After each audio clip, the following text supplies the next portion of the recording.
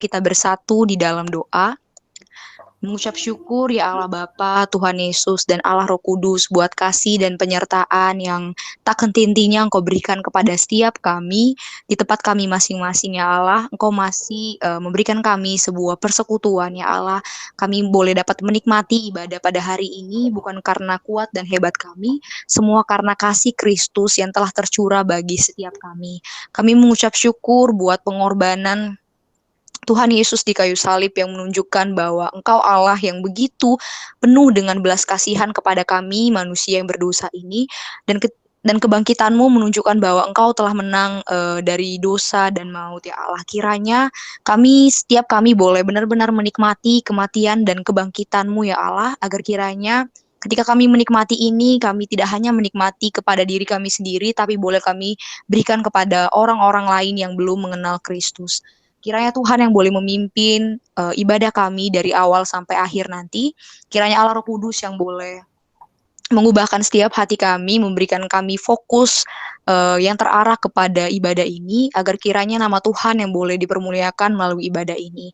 Kami juga berdoa buat Bang Yonas yang akan memberikan firman, kiranya Allah Roh Kudus yang boleh memimpin Bang Yonas, agar kiranya di dalam beliau menyampaikan firman, kiranya beliau boleh dapat mendengar apa yang menjadi kehendak Tuhan, dan Allah Roh Kudus yang boleh memakai mulut Bang Yonas dalam menyampaikan firman yang berasal daripada-Mu ya Tuhan.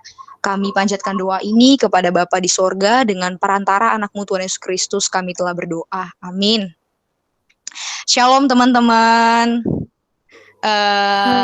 Selamat datang di persekutuan Jumat pada hari ini. Pada hari ini kita akan sama-sama merayakan Paskah, kebangkitan Kristus, dan pada hari ini persekutuan Jumat kita bertemakan tentang making sense of God, teman-teman. Aku mengucap syukur kita boleh dapat berkumpul bersama pada hari ini. Aku mengucap syukur sekali, maksudnya di tengah keterbatasan kita tidak bisa berjumpa satu sama lain, tapi kita masih boleh dapat memiliki hati yang mau sama-sama bersekutu melalui online ini, teman-teman. Ya, walaupun sebenarnya kita rindu untuk sama-sama bertemu secara langsung, tapi aku percaya ketika Tuhan mengizinkan hal ini terjadi, Tuhan ingin membentuk setiap kita, dan Tuhan ingin kita untuk peka terhadap apa yang menjadi kehendak Tuhan bagi setiap kita juga. Teman-teman, di zaman postmodernisme ini, kebenaran itu dianggap relatif, teman-teman. Di mana kebenaran tersebut terlihat seperti abu-abu, tidak ada yang hitam, tidak ada yang putih. Semua terlihat samar-samar menurut semua orang gitu, teman-teman. Tapi di kekristenan tidak seperti itu, teman-teman. Kenapa? Karena kebenaran yang absolut tersebut adalah berasal dari firman Tuhan, yaitu Alkitab itu sendiri, teman-teman. Jadi di kekristenan tidak ada yang namanya kebenaran itu relatif, karena kebenaran itu hanyalah satu-satunya, yaitu firman Tuhan itu sendiri, teman-teman. Dan di tengah-tengah pandemi yang terjadi pada hari ini, teman-teman, mungkin kita melihat bahwa kita sebagai orang percaya, kita sudah diperlengkapi oleh kebenaran tersebut. Apakah kita rindu, teman-teman, untuk membagikan kebenaran yang kita ketahui tersebut kepada orang-orang di luar sana yang masih belum mengenal Tuhan Yesus sebagai Tuhan dan Juru Selamat? Apakah kita tidak memiliki hati yang benar-benar terbeban untuk melihat jiwa-jiwa yang masih belum mengenal Kristus dan masih belum menemukan kebenaran yang sejati tersebut? Apakah selama pandemi ini kita malah sibuk untuk sibuk untuk mengisolasikan diri, sibuk untuk menyendiri, bahkan lupa untuk tugas dan tanggung jawab kita di dalam membagikan firman Tuhan itu, membagikan kebenaran itu kepada orang-orang lain di luar sana.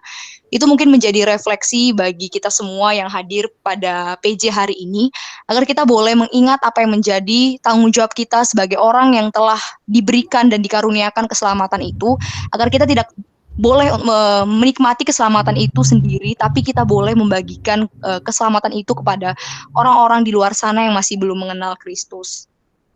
Teman-teman, sebelum kita mendengar sedikit kesaksian dari Bang Nobel, aku mengajak teman-teman untuk menyanyikan lagu Shout to the Lord.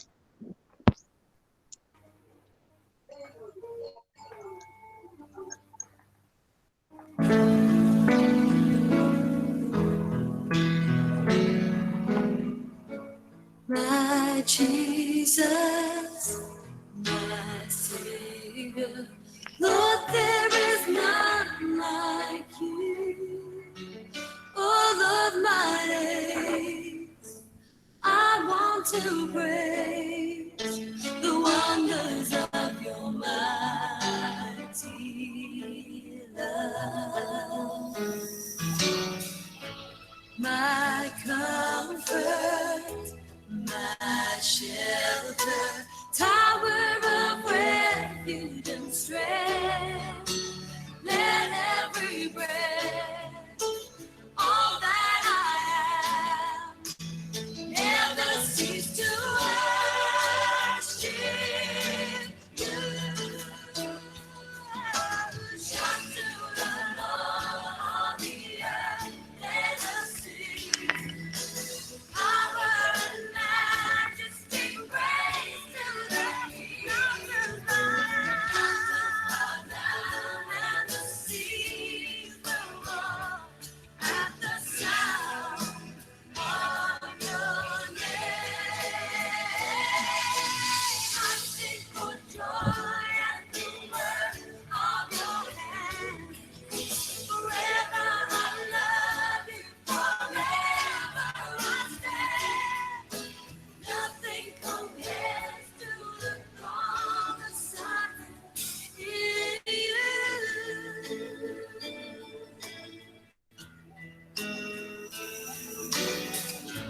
My Jesus, my Savior.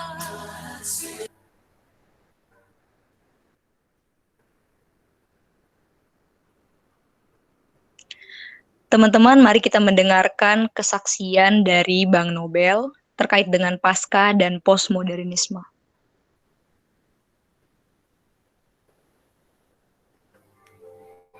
Halo semuanya, selamat Paskah. Dalam kesempatan kali ini, saya akan membagikan sebuah sharing tentang apa itu postmodernisme. Nah, istilah postmodern itu sangat luas, tetapi persamaan dari segala jenis ide tentang postmodernisme itu terletak dalam satu pemikiran, yaitu manusia ingin mencari kebebasan.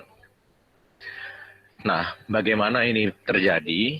Untuk memahami tentang postmodernisme dan perkembangan hari ini, itu kamu perlu melihat kondisi masyarakat yang sedang mengalami yang namanya perubahan zaman yang sangat cepat. Individu semakin individualis, semakin banyak teknologi yang bisa menjalin kita dalam koneksi, tetapi lemah dalam relasi. Teknologi membebaskan kita untuk berkoneksi, tetapi tidak memampukan kita untuk berelasi. Itu adalah fenomena-fenomena yang postmodern. Tapi untuk mengetahui itu semua, kita perlu kembali ke masa lalu. Pada zaman dahulu kala, setelah Galileo Galilei dan gerakan abad pencerahan yang melawan otoritas gereja dan agama, manusia mulai mencoba untuk menjadi pencipta masyarakat sendiri. Manusia ingin membangun Menara Babel sendiri, dan Menara Babel itu adalah yang disebut sebagai modernisme. Modernisme itu dikuasai oleh 3 unsur: sains, rasionalitas, dan kemajuan. Manusia ingin maju, manusia ingin menjadi sebuah spesies yang menguasai alam. Dan betul, manusia menguasai alam. Dan di mana mereka menguasai alam, di mana mereka membangun rasionalitas yang baik, di mana mereka membangun ekonomi yang sangat baik, di situ manusia melakukan hal-hal yang salah juga. Ekonomi yang baik mengorbankan manusia yang lain yang miskin. Ekonomi yang baik mengorbankan manusia lain yang dijajah. Di mana ada ekonomi, di situ ada kolonialisme. Dan di mana ekonomi semakin baik, semua perkembangan sains dan teknologi dan ekonomi diarahkan untuk militer. Akhirnya, modernisme, rasionalisme, dan kemajuan yang menjanjikan kehidupan manusia yang lebih baik berakhir dengan sebuah abad yang berdarah. Perang Dunia Pertama, Perang Dunia Kedua, dan Holocaust. Pada zaman itu, setelah manusia bebas dari perang dunia, masih terjadi yang namanya perang dingin. Dan anak-anak muda zaman itu sudah lelah dengan perang, sudah lelah dengan sains, sudah lelah dengan janji-janji modernisme yang menjanjikan kita akan menjadi masyarakat yang lebih baik. Oleh karena itu, mereka merasa, kenapa ya negara begitu mengendalikan kita? Mari kita melawan negara, agama, dan keluarga. Maka mereka melakukan yang namanya revolusi seksual. Sebuah revolusi yang membilang, make love not war. Mari kita hidup dalam dunia musik, dunia yang menikmati segala kehidupan, dunia yang menjanjikan kebebasan. Itu terjadi pada tahun 1960, di mana kehidupan manusia sudah demikian baik secara ekonomi dan sudah sedemikian baik secara intelektual, dan manusia ingin mencari kebebasan, lepas dari segala otoritas yang ada. Maka manusia mulai melakukan yang namanya kehidupan seksual pranikah, sex before marriage, sex without marriage. Dan itu adalah manifestasi atau wujud kehidupan postmodern yang sejati. Kehidupan yang penuh dengan kebebasan, kehidupan yang penuh dengan individualisme. Apakah kritik terhadap Menara Babel modern itu salah? Itu tidak salah. Tetapi ketika seseorang mengkritik Menara Babel dan ingin menjadi Tuhan atas dirinya sendiri dengan mencari kebebasan, itulah yang salah. Mereka akhirnya terikat dalam kondisi seperti zaman hakim-hakim, di mana manusia menentukan kebenaran menurut sudut pandangnya sendiri. Dan di situ banyak sekali kesulitan. Apa yang salah dengan postmodernisme? Di mana manusia membunuh orang lain pada era modern atas nama sains, sekarang manusia membunuh diri sendiri atas nama kebebasan. Maksudnya apa? Maksudnya adalah ini, manusia membutuhkan makna hidup, tetapi kebebasan yang liar tidak memberikan manusia makna hidup yang diinginkan. Manusia bisa mencari kenikmatan, manusia bisa mencari kenikmatan ekonomi dan seks, tetapi manusia tetap tidak mempunyai makna dalam relasi. Ada seorang filsuf namanya Erich Fromm, penulis buku The Art of Loving. Dia menceritakan bahwa pada abad ke-19, manusia membunuh Tuhan. Manusia tidak lagi membutuhkan Tuhan dalam hidupnya. Akan tetapi pada abad ke-19 dan sampai ke-20, manusia membunuh dirinya sendiri. Manusia bukan lagi menjadi manusia yang berelasi, tetapi manusia yang mencari nikmat secara transaksional. Siapa saja tokoh postmodernisme? Ada beberapa, tetapi saya akan fokus pada dua orang. Yang satu adalah Derrida, yang satu lagi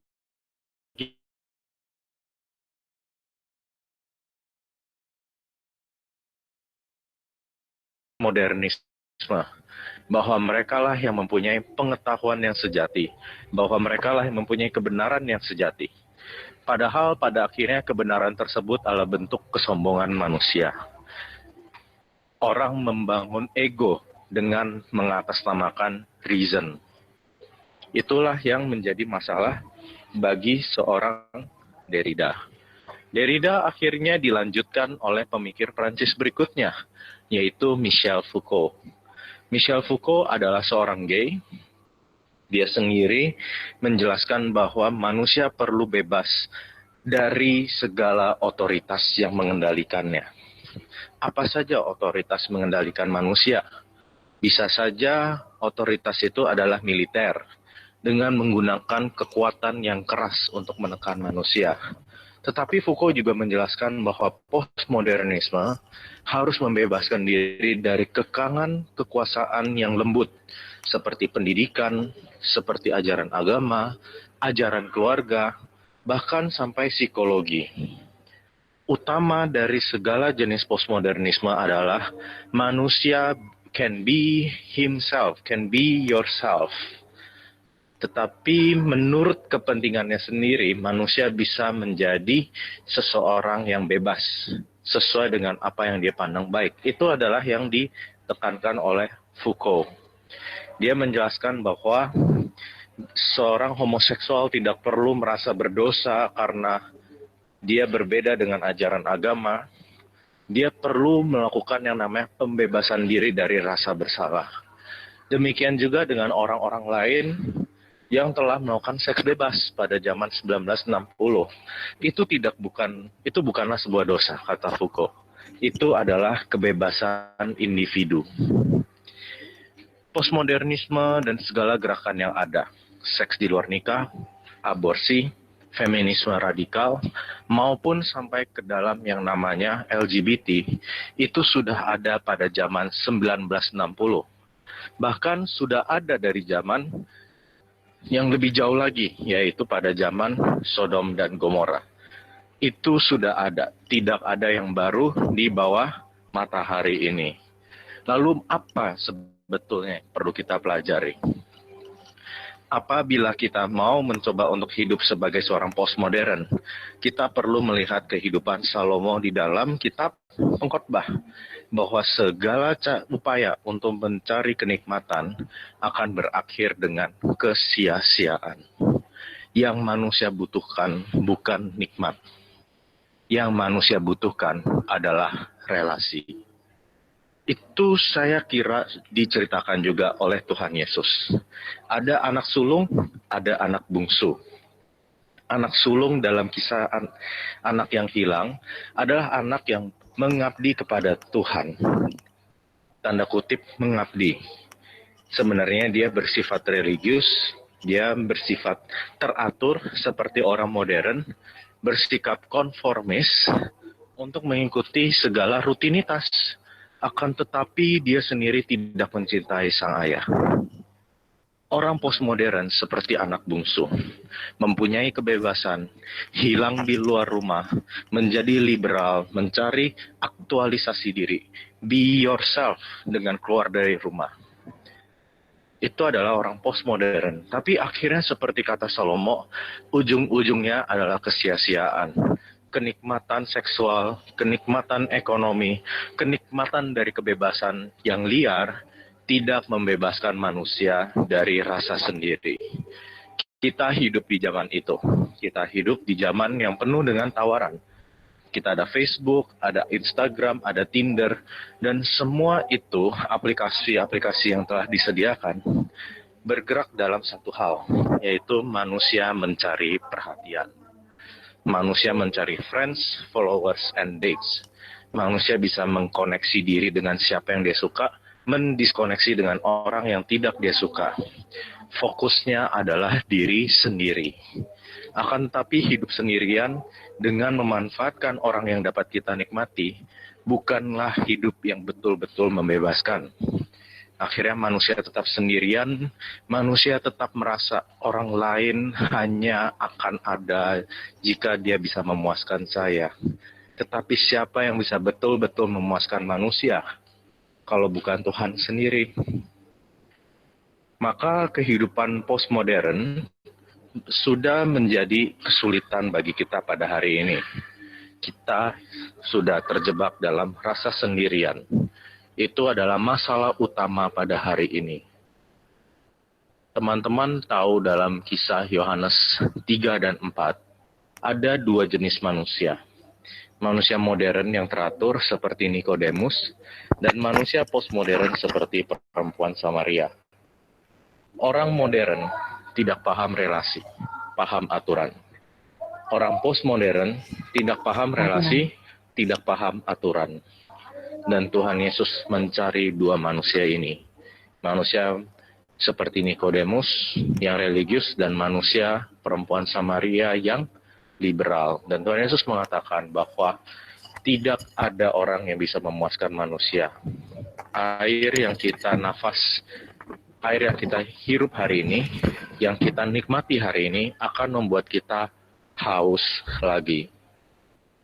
Mengapa seperti itu? Karena manusia diciptakan untuk Tuhan. Manusia bisa menjadi bebas, manusia bisa menjadi teratur, seperti orang posmo maupun modern. Tetapi kebebasan yang sesungguhnya ada di dalam Tuhan.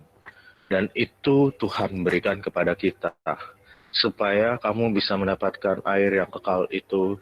Kamu kalau minum tidak haus lagi, datanglah kepadaku, kata Yesus, dan kamu akan mendapatkan istirahat.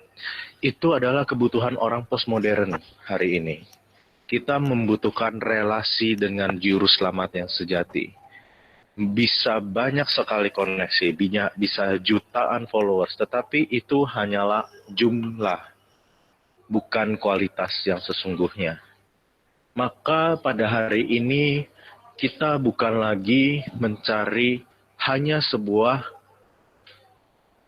kebebasan maupun sebuah keteraturan. Kita mencari juru selamat yang sejati, dan lebih tepatnya bukan kita yang mencari. Tuhanlah yang mencari kita dan menjadi juru selamat kita. Saya kira itu adalah keterkaitan antara pasca dan postmodernisme, yaitu bagaimana sekarang manusia terjebak di lautan kebebasan yang tidak tahu arahnya gimana, dan Tuhan adalah juru selamat yang mencari kita yang hilang.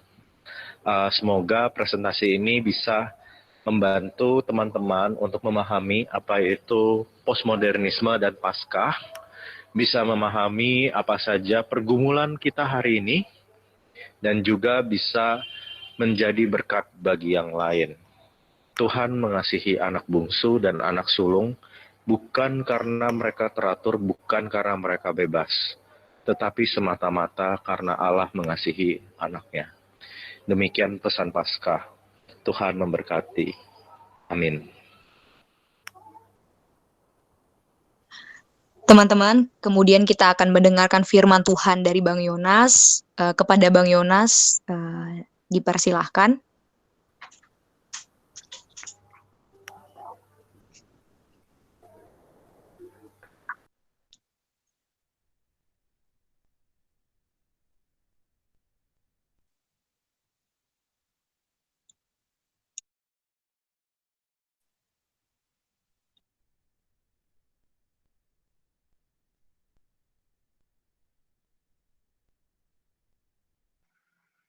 Shalom teman-teman sekalian. Shalom, Bang. Oke, kalau Shalom. ya kita telah mendengar kesaksian ataupun introduksi sangat menarik dari Bang Kevin tadi tentang Posmo, dan kita akan menyoroti bagaimana sikap orang Kristen, bagaimana kekristenan bisa dalam tanda petik menghadapi bahkan memanfaatkan paham pemikiran postmodern itu di dalam pemberitaan Injil ataupun kita di dalam persekutuan. Sebelumnya kita akan bersama-sama berdoa, mohon pimpinan Roh Kudus, biarlah Tuhan sendiri yang menolong kita agar kita boleh dimampukan untuk mengerti, dan bukan sekedar mengerti, kita juga dimampukan nantinya untuk menghidupi apa yang kita terima. Mari kita bersatu di dalam doa. Bapa Surgawi yang Maha Kasih, kami sungguh mengucap syukur kepadamu ya Allah, untuk apa yang Tuhan berikan bagi kami, sepanjang kami menikmati hari ini.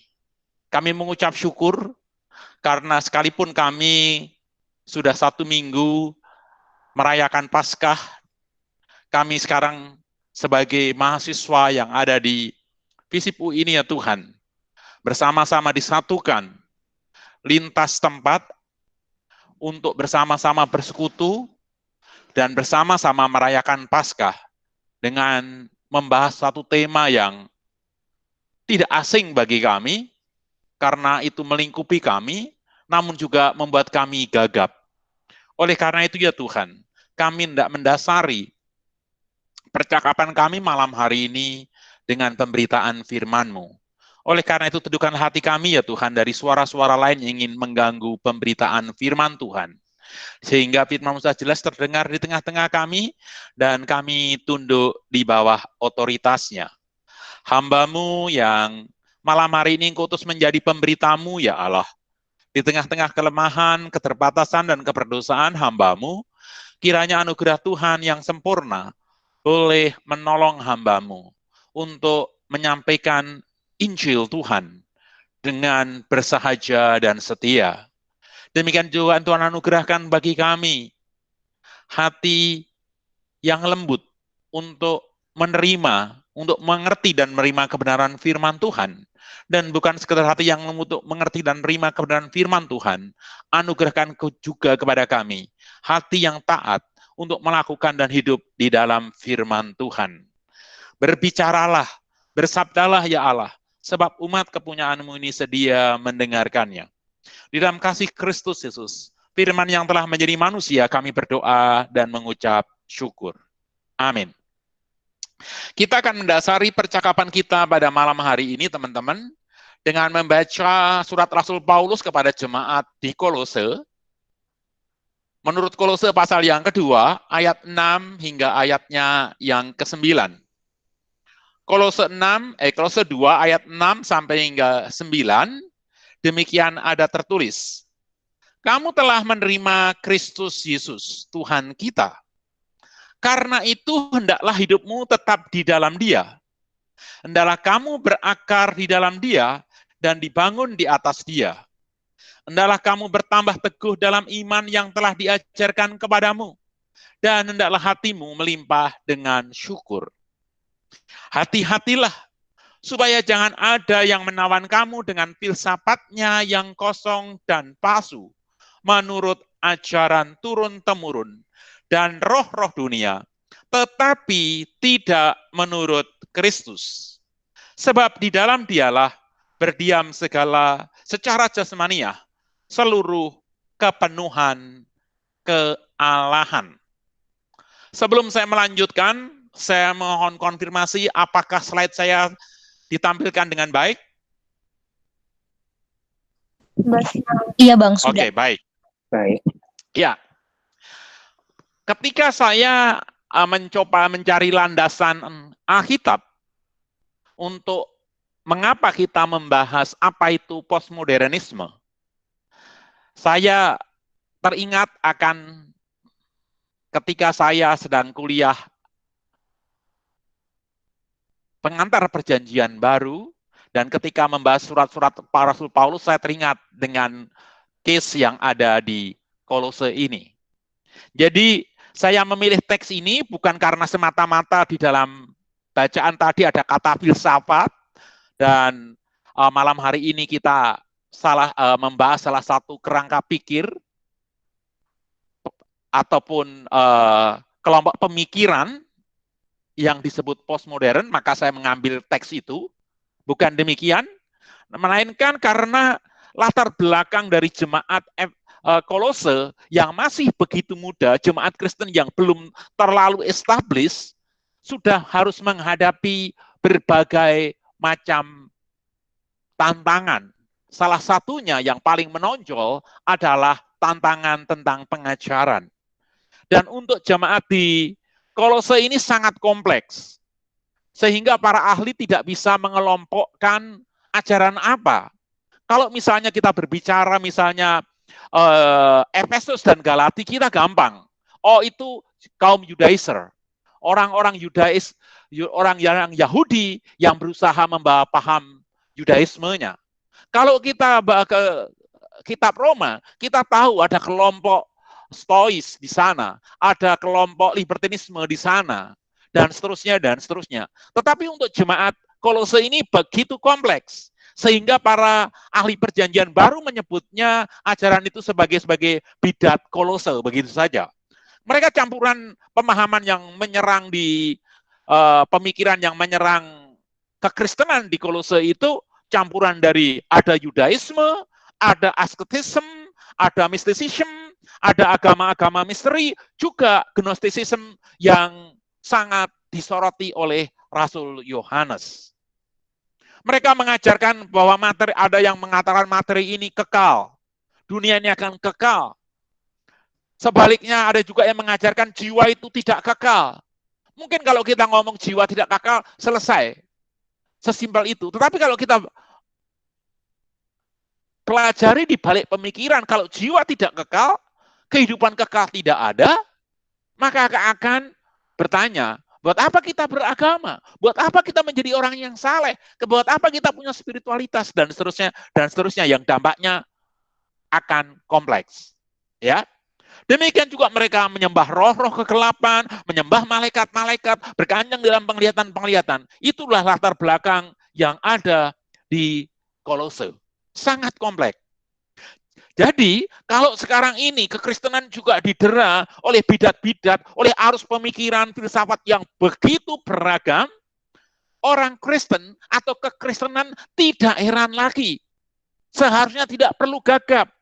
Dan saya setuju ketika Nobel tadi mengutip dari pengkhotbah, tidak ada sesuatu yang baru di bawah matahari. Sebab dunia ini adalah ajang atau panggung perang ide, perang arus pemikiran. Sejak awal lahirnya kekristenan yang saya bisa sebutkan, Gnosticism, Judaism yang radikal, polytheism, libertinism, stoicism, itu sudah menghantam dari kiri, kanan, depan, belakang, atas, bawah, nilai-nilai kekristenan. Nah, ketika tadi disebutkan, ketika kekristenan menjadi established, menjadi suatu sistem yang dipakai oleh budaya-budaya dunia waktu itu, maka mulai abad ke-15 sehingga abad 18, menemui puncaknya di abad ke-9, akhir abad 19 dan awal abad 20. Apa yang disebut arus pemikiran modernisme, tadi sudah disinggung oleh Kevin. Dan modernisme itu ada beberapa tiang penyangganya. Namun yang utama adalah rasionalisme dan positivisme. Rasionalisme berarti segala sesuatu harus dimasukkan rasio, logik. Nah, ketika itu berbicara rasio, it's okay. Tetapi kalau akhirnya di dalam rasionalisme dan naturalisme di situ, akhirnya menolak yang supranatural, itu mulai menghantam muka dengan muka, hitam dengan putih terhadap kekristenan.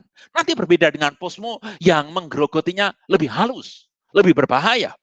Nah, ketika positivisme yang menginginkan, yang merindukan manusia sebagai human, sebagai spesies yang unggul, haruslah mencapai apa itu prosperity, apa itu happiness, apa itu progress, apa itu liberty. Dalam quote, dalam batas-batas tertentu. Tidak liberty yang lebih liar seperti yang dipegang oleh posmo nantinya. Ya. Nah, ketika kekristenan pertama-tama gagap menghadapi modernisme, justru di situ akhirnya kekristenan bangkit lagi, bisa berhadapan, bahkan bisa menggunakan positivisme dan rasionalisme untuk membangun sistematik teologi yang lebih kokoh, apologetika yang lebih handal. Nggak terlalu lama di situ. Lahirlah apa itu yang namanya postmodernisme, yang tadi sudah disinggung dengan sangat baik, ya, dengan ilustrasi yang sangat baik oleh Kevin. Ya, para teolog sekelas Nouwen, ya, itu sudah Henry Nouwen itu sudah mengelompokkan itu. Ada kelompok agama yang seolah-olah diwakili periode tertentu. Ada kelompok modernisme, yaitu Menara Babel.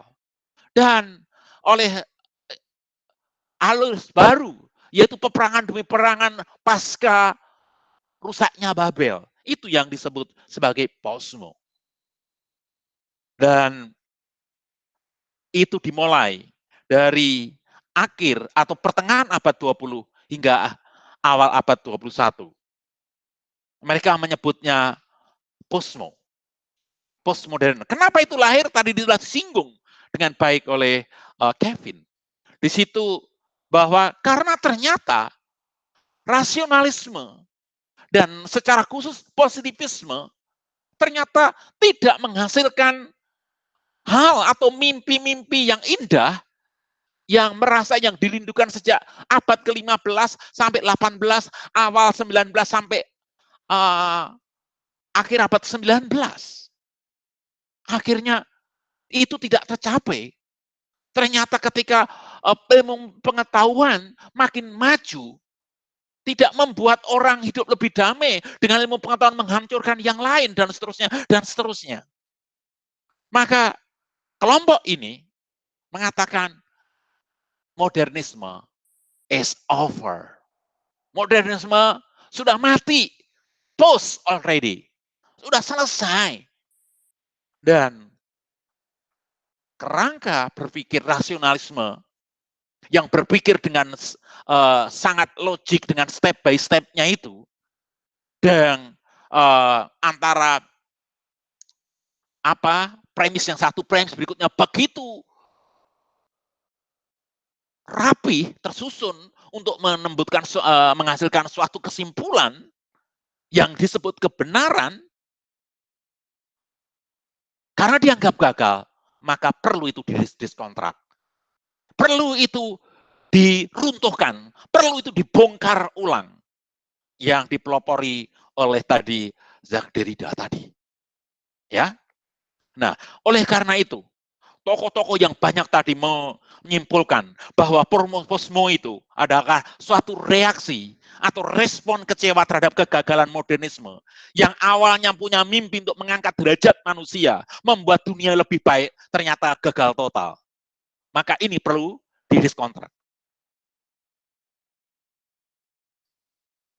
Ada pemikir lain yang mengatakan posmo itu lawan dari modernisme.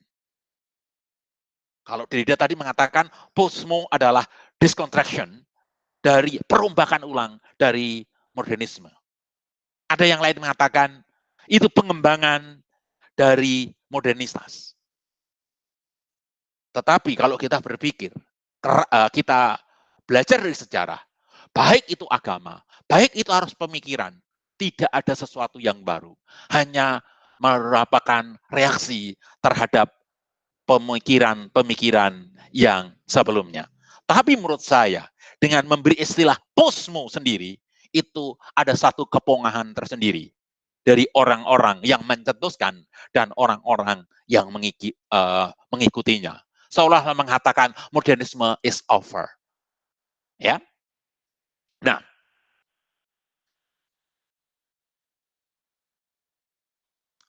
ketika kita berbicara posmo, tadi disebutkan dua hal yang menjadi tiang utama dari postmodern.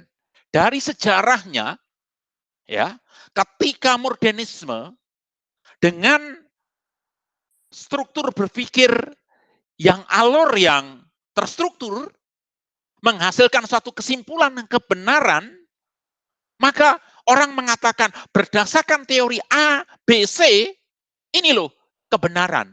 Ini loh kebenaran yang tidak bisa diganggu-gugat. Misal, ketika Sir Isaac Newton, karena saya basicnya dari fisika, sungguh Sir Isaac Newton itu seorang filsuf, bukan sekedar ahli fisika. Karena statement pertama dari Sir Isaac Newton itu adalah begini, suatu benda akan tetap mempertahankan posisinya jika tidak ada gaya luar yang mempengaruhinya. Jangan itu berpikir itu teori kelembaban itu hanya fisika saja. Ternyata tidak, itu filsafat. Ketika manusia yang sekarang, yang biasa bersekutu, ikut persekutuan, nyanyi bareng, masuk gereja bareng, suruh ibadah di rumah, sulit. Harus ada gaya luar yang mempengaruhinya, yaitu COVID-19. Dengan COVID-19 sekarang kita bisa melihat apa? Bahwa Zoom berguna, bahwa Google Meet berguna, bahwa Skype berguna, bahwa IGTV berguna, dan seterusnya, dan seterusnya. Jadi manusia akhirnya berubah konsep ibadahnya karena ada gaya luar yang memaksa dia berubah. Jika tidak, manusia berusaha reluctant. Benar enggak? Masih banyak gereja yang pengennya buru-buru ibadah konvensional, bukan?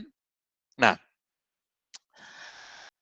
ketika berpikir secara runtut itu, maka orang mengatakan M kali A. Kelembaman itu gayanya itu ya M kali A. Jadi kalau nggak M kali A itu salah. Gaya itu massa kali percepatan. Jika tidak itu salah. Tunggu dulu. Ternyata di dalam perkembangan fisika kita melihat Einstein, suatu benda dengan kecepatan mendekati kecepatan cahaya, maka F sama dengan M kali A sudah tidak berlaku lagi. Nah, kebenaran yang disebut mutlak, kebenaran yang objektif tadi, tidak bisa dipegang oleh posmo. Posmo menolak apa yang itu namanya kebenaran tunggal. Bahkan ada suatu novel yang sangat bagus, yang judulnya kira-kira kalau nggak salah begini, The Danger of Single Story. Ya, tidak ada kebenaran yang objektif.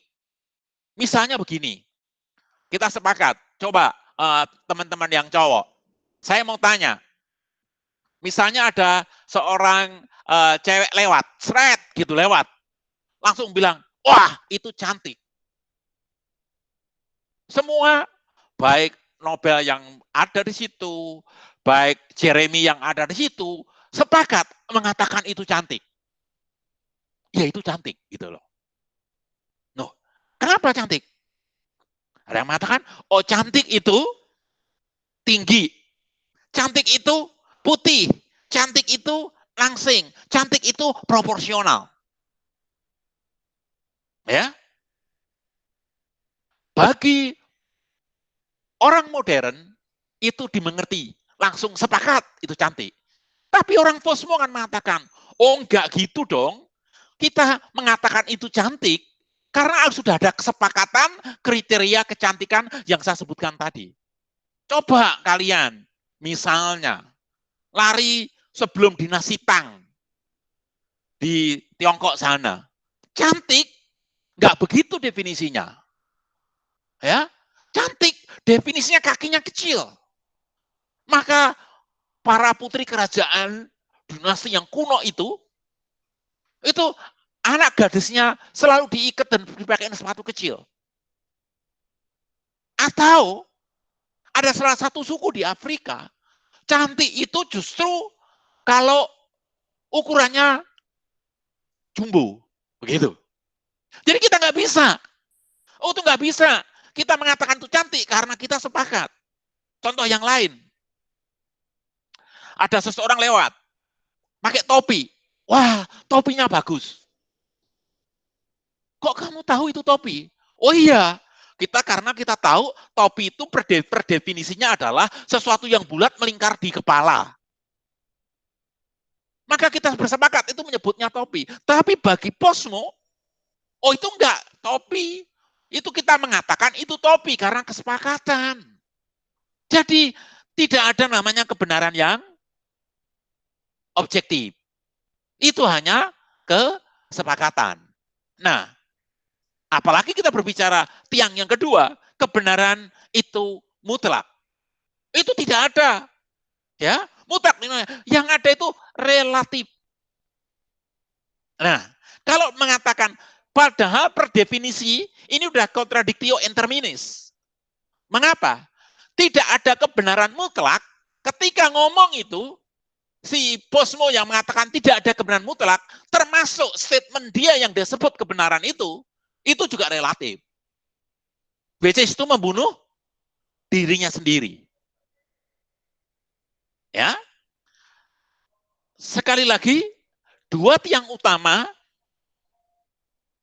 yang mendasari posmo adalah relativisme dan tadi disebut karena masing-masing ingin bebas. Ya. Masing-masing ingin bebas terhadap perdefinisian. Nanti saya di dalam aplikasinya nanti akan saya sebut lagi. Nah, sebelum saya merangkah ke selanjutnya, saya teringat ada satu konsep di dalam teologi, apakah kalian telah pernah mendengarnya? Bahwa konsep both and itu yang lebih baik dibandingkan dengan konsep modern either or. Saksi mata menyebut para supporter dan Han gagal menembak. Keduanya akhirnya terjatuh dari ketinggian ratusan meter. Sehari berselang mereka ditemukan tewas oleh regu penolong. Mohon di mute siapa ya?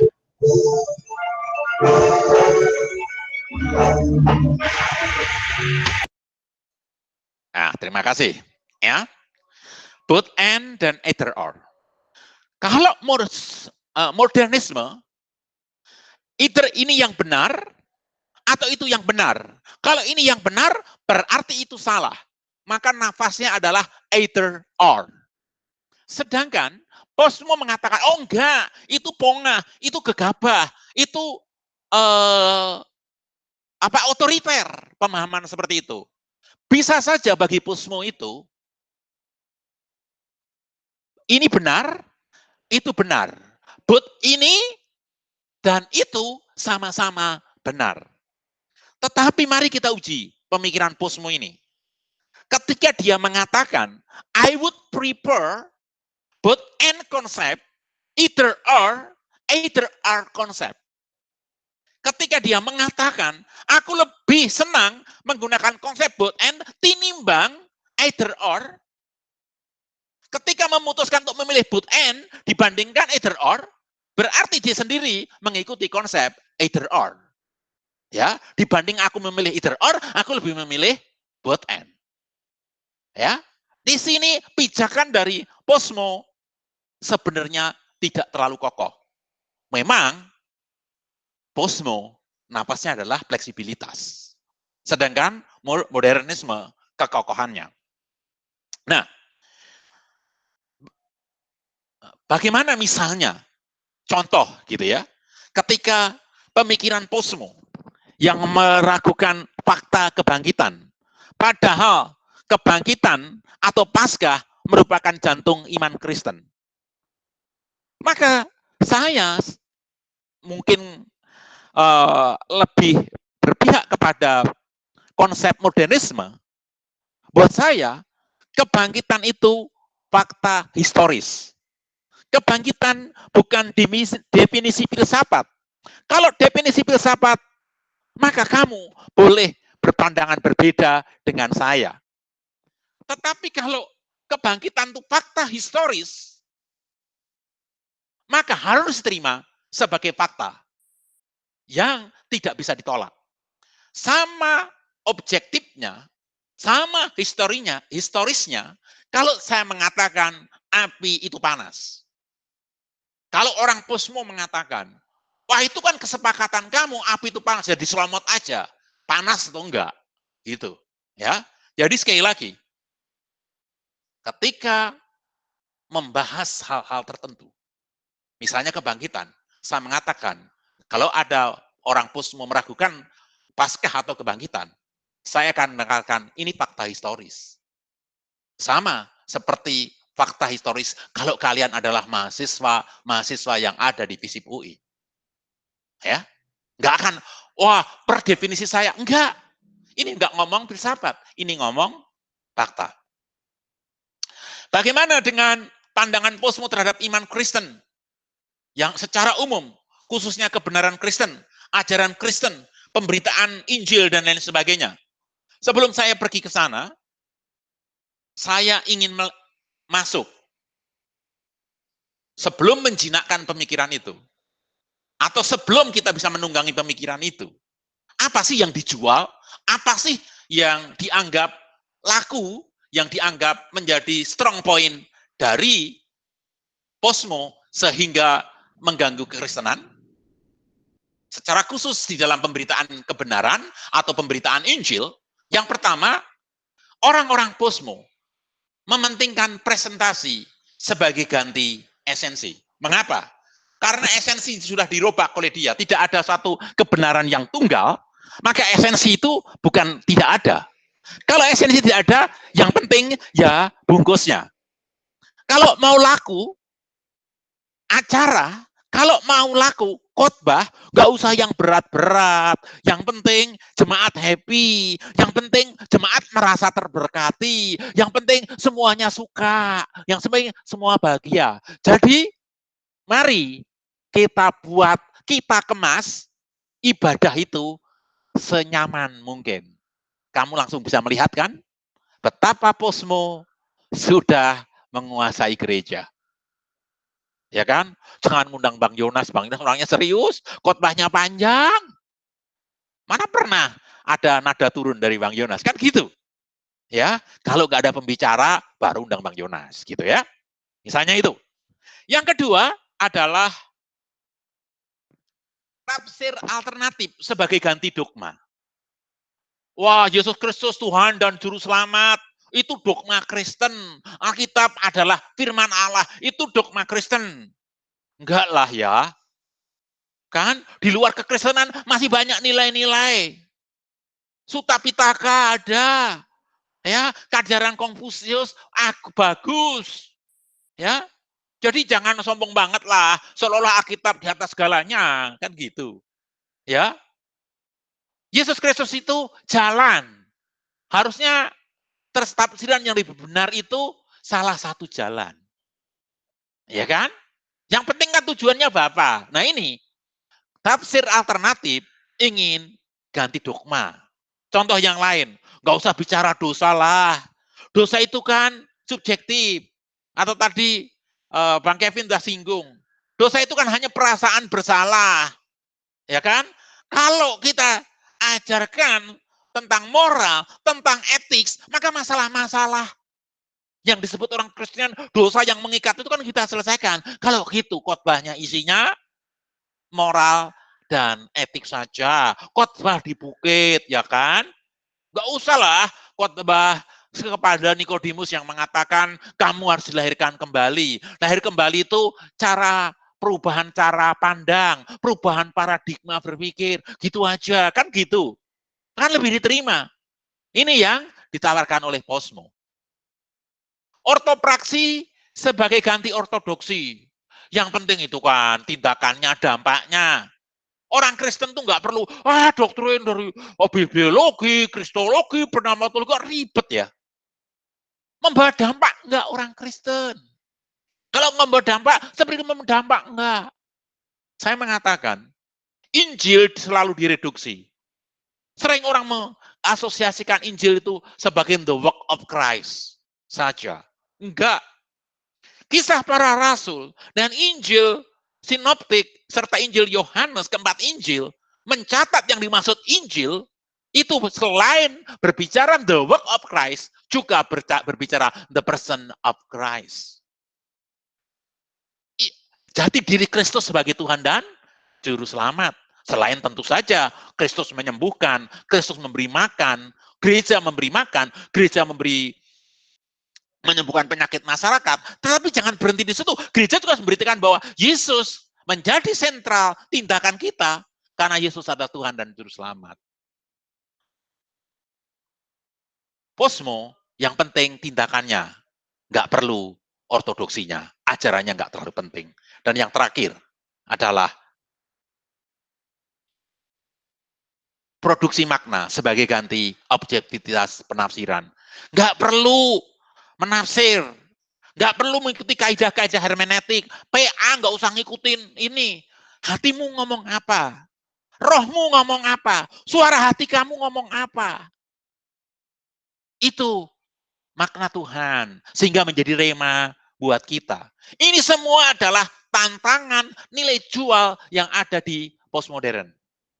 Kalian lihat sekarang, gereja-gereja mana yang tanpa sadar sudah dicengkeram oleh pemikiran arus postmodern, bukan?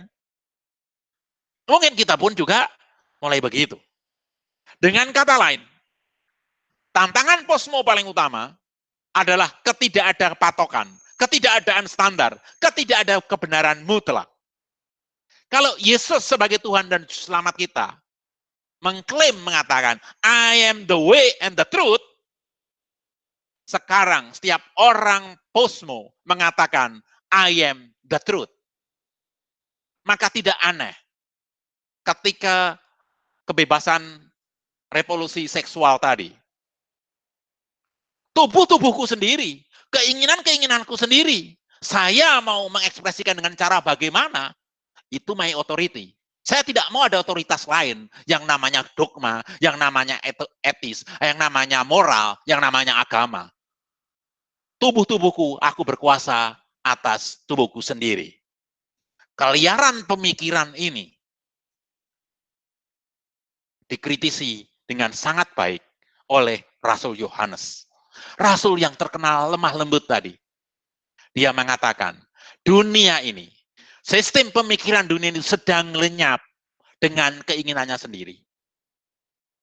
Seks bebas menghancurkan mereka sendiri. Para pelakunya, penyakit-penyakit seksual, dan lain sebagainya. Orang yang merasa paling berotoritas, mati karena kekuasaannya sendiri. Orang-orang yang merasa kebebasan, menggunakan senjata api, dia mati oleh senjata api sendiri. Orang yang merasa bebas menggunakan tubuhnya, menggunakan minuman keras, menggunakan obat-obatan, mereka mati oleh keinginannya sendiri.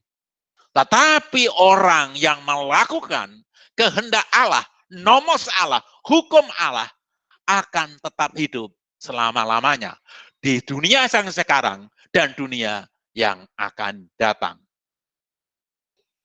Dan Rasul Paulus mengingatkan kepada jemaat di Roma yang waktu itu ditarik oleh dua kubu, Stoicism dan Epicurianism.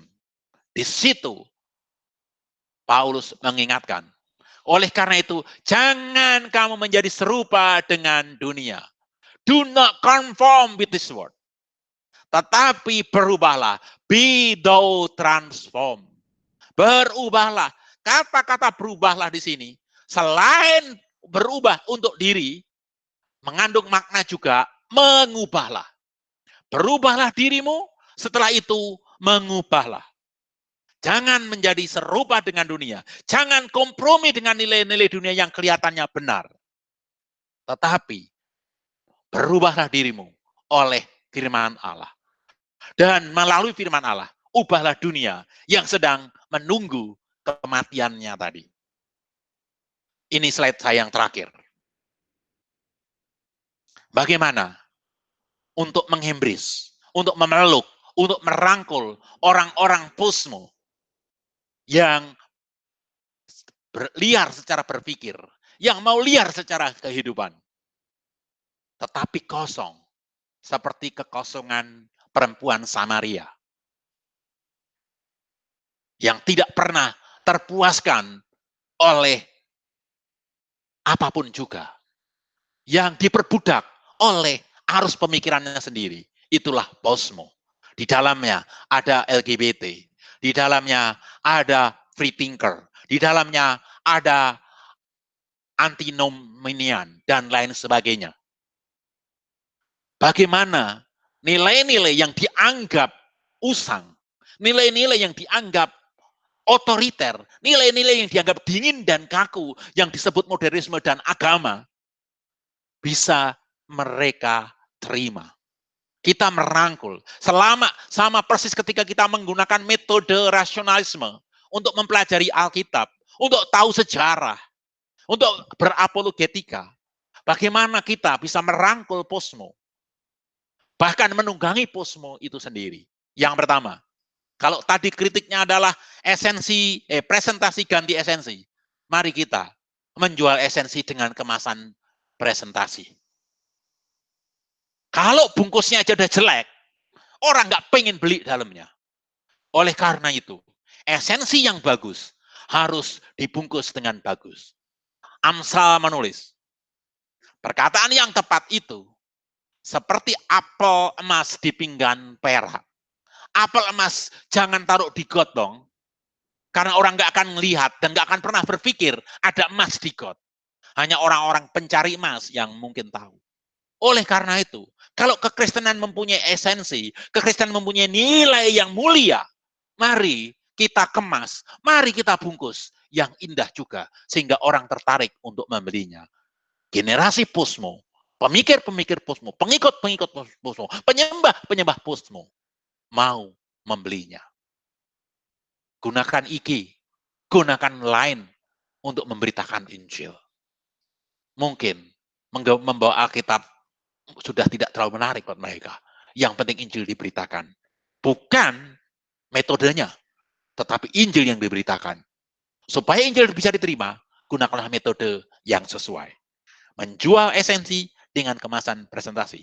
Yang kedua, kalau tadi ortopraksi menjadi ganti ortodoksi, mari kita ortodoksi, ajaran yang benar, kita tambahkan ortopati, sikap yang benar, dengan merangkul mereka, dengan relasional kepada mereka, maka mungkin mereka bisa dirangkul.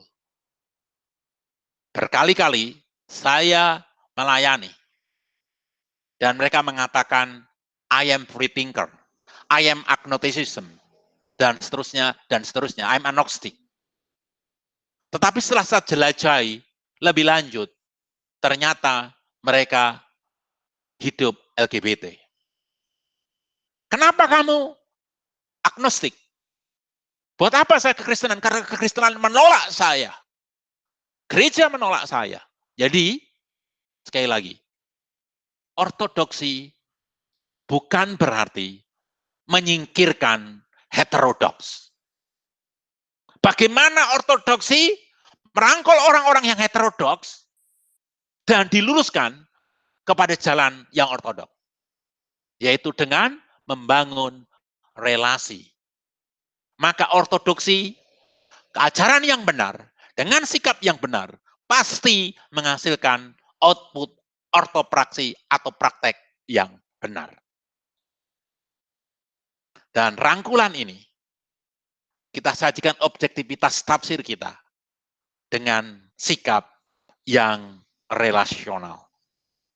Oleh sebab itu, sebagai umat Kristen, mari kita senantiasa berpikir kreatif.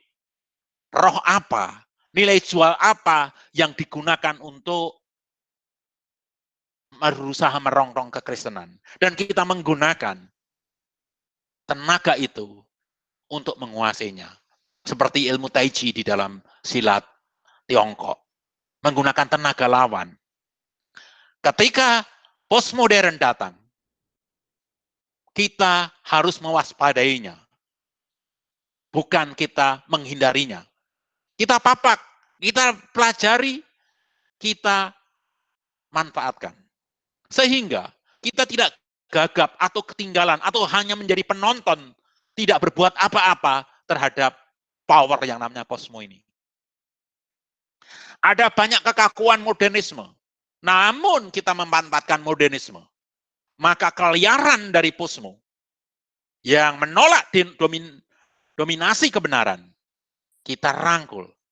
Justru mari kita lihat kebenaran yang sekarang selama ini kita pegang, apakah kontekstual dan relevan dengan melihat berbagai macam sudut.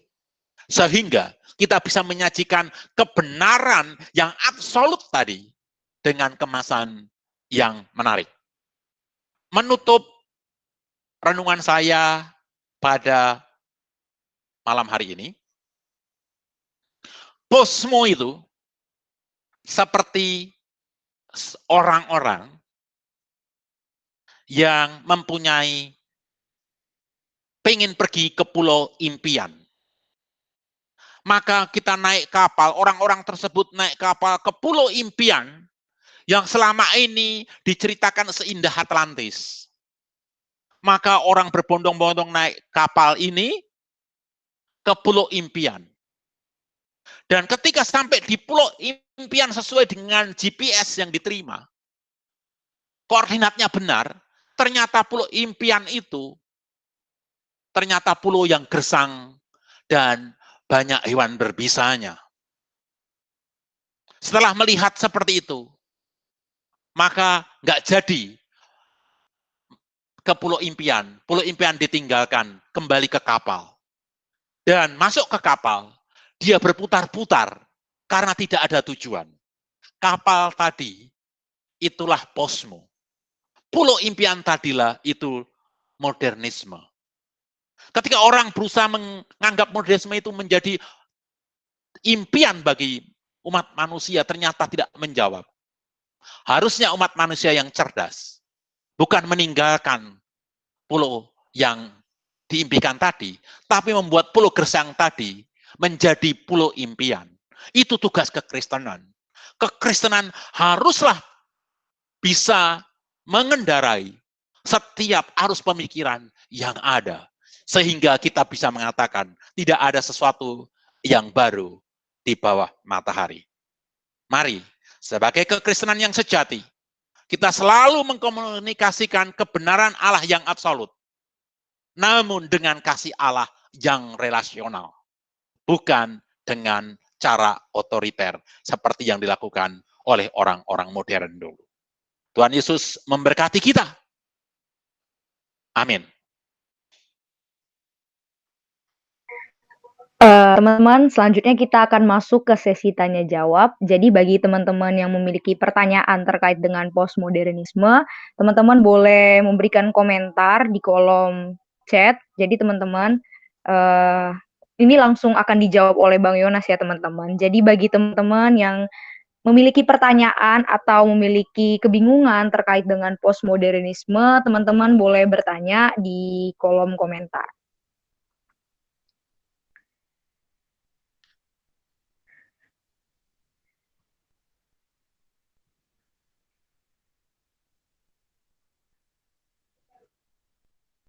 Puji Tuhan, berarti tidak ada pertanyaan.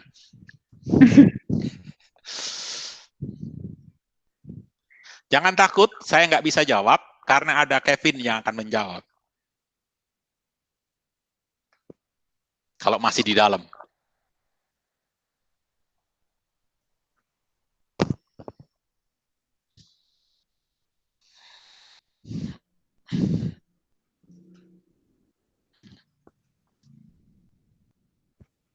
Ya, saya setia menunggu.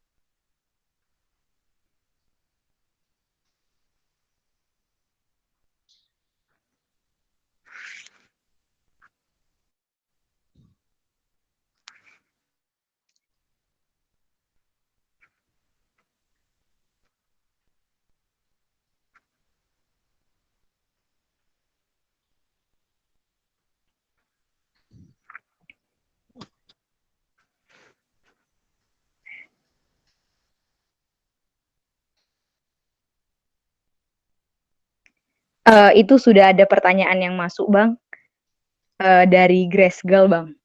Bagaimana cara kita merangkul teman-teman yang terlanjur LGBT tanpa nantinya dia benci dengan iman kekristenan itu? Ya. Ketika seseorang sudah masuk di dalam LGBT, ya, bukan berarti sudah tidak ada masa depan bagi orang tersebut. Saya kenal salah seorang psikolog yang berlatar belakang gay, ya. Karena LGBT itu mempunyai, kalau pakai skala kalian mungkin lebih tahu dibandingkan saya. Kalau dibandingkan ada skala 0 sampai 10, tidak semuanya itu di 10. Ya. Dan secara umum, manusia itu mempunyai kecenderungan, cuman levelnya berapa gitu loh. Mungkin ada yang levelnya 1, levelnya 2 gitu ya. Maka tidak heran misalnya ada cowok, lihat cowok ganteng, dengan jujur dalam hati cowok itu ganteng. Atau ketika cewek gitu ya, ketika lihat cewek itu ngaku dalam dirinya, cewek itu cantik. Ada ketertarikan sekalipun sejenis, tetapi levelnya rendah. Nah, kawan saya itu adalah kalau dari 10 dia levelnya 8 atau 9. Maksudnya dia lebih cenderung suka cowok dibandingkan cewek. Ya, tapi dia tahu matanya juga cukup objektif ketika dia melihat cewek itu cantik. Dia seorang Kristen, ya, dan seorang psikolog. Dia bergumul sekali untuk ingin sembuh dari penyakitnya ini. Bagaimana? Maka teman-temannya dia waktu itu, dalam tanda petik, memperkenalkan dia kepada gadis yang mencintai dia.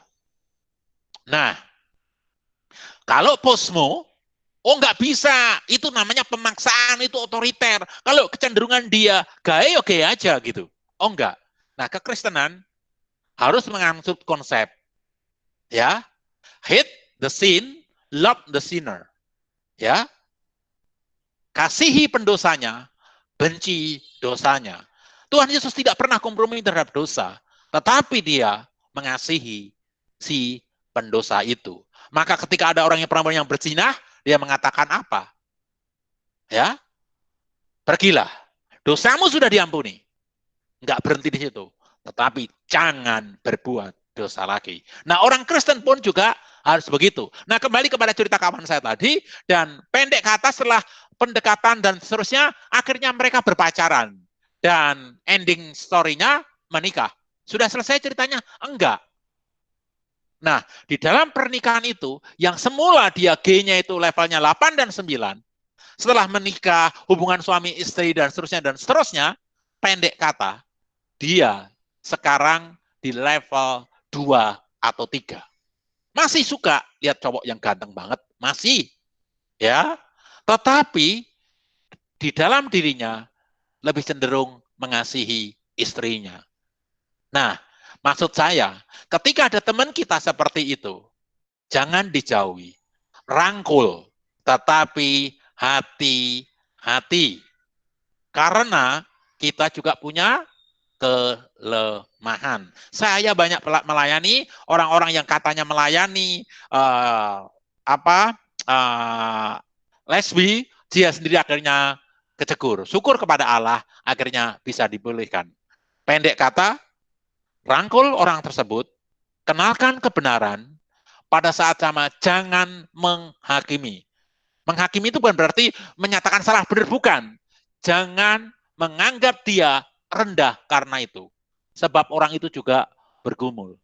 Saya ada kenal satu lagi orang yang rindu banget melayani di gereja, tetapi ditolak oleh gereja karena dia seorang yang gay.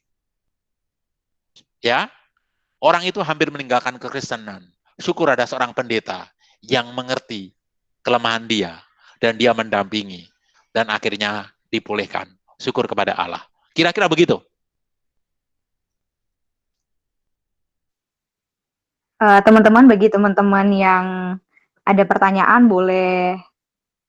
Oke, sudah ada nih Bang dari Jelita Murni. Shalom Bang Yonas, saya ingin bertanya perihal presentasi sebagai esensi. Tadi Bang Yonas sempat bilang bahwa hari-hari ini orang postmodern lebih tertarik atau suka mendengarkan khotbah yang menyenangkan. Bolehkah Bang Yonas tolong jelaskan lebih detail mengenai ciri-ciri dari khotbah yang menyenangkan tersebut? Lalu apakah ketika kita suka mendengarkan khotbah tersebut itu adalah hal yang sepenuhnya salah, Bang? Sebelumnya terima kasih ya, Bang. Oke. Mendengarkan khotbah favorit itu tidak salah sama sekali. Sama tidak salahnya ketika kalian suka es krim Walls tinimbang es krim yang lain. Kalau saya suka Walls karena lebih murah dibandingkan Baskin Robbins, begitu misalnya ya. Tetapi maksud saya begini, ya. Jadi yang disebut presentasi meninggalkan esensi, coba kalian lihat, ya. Khotbah-khotbah di gereja, misalnya ketika saya mau khotbah tentang dosa, oh jangan, jemaat sini telinganya peka. Kalau nanti khotbah ini nyinggung dia. Kalau khotbah saya misalnya menyinggung salah seorang dari yang dengar khotbah saya, syukur kepada Allah, berarti Tuhan berkenan memakai khotbah saya yang jelek dengan kuat kuasa Roh Kudus menyinggung orang tersebut. Dan orang tersebut harusnya bersyukur karena telah disinggung oleh khotbah.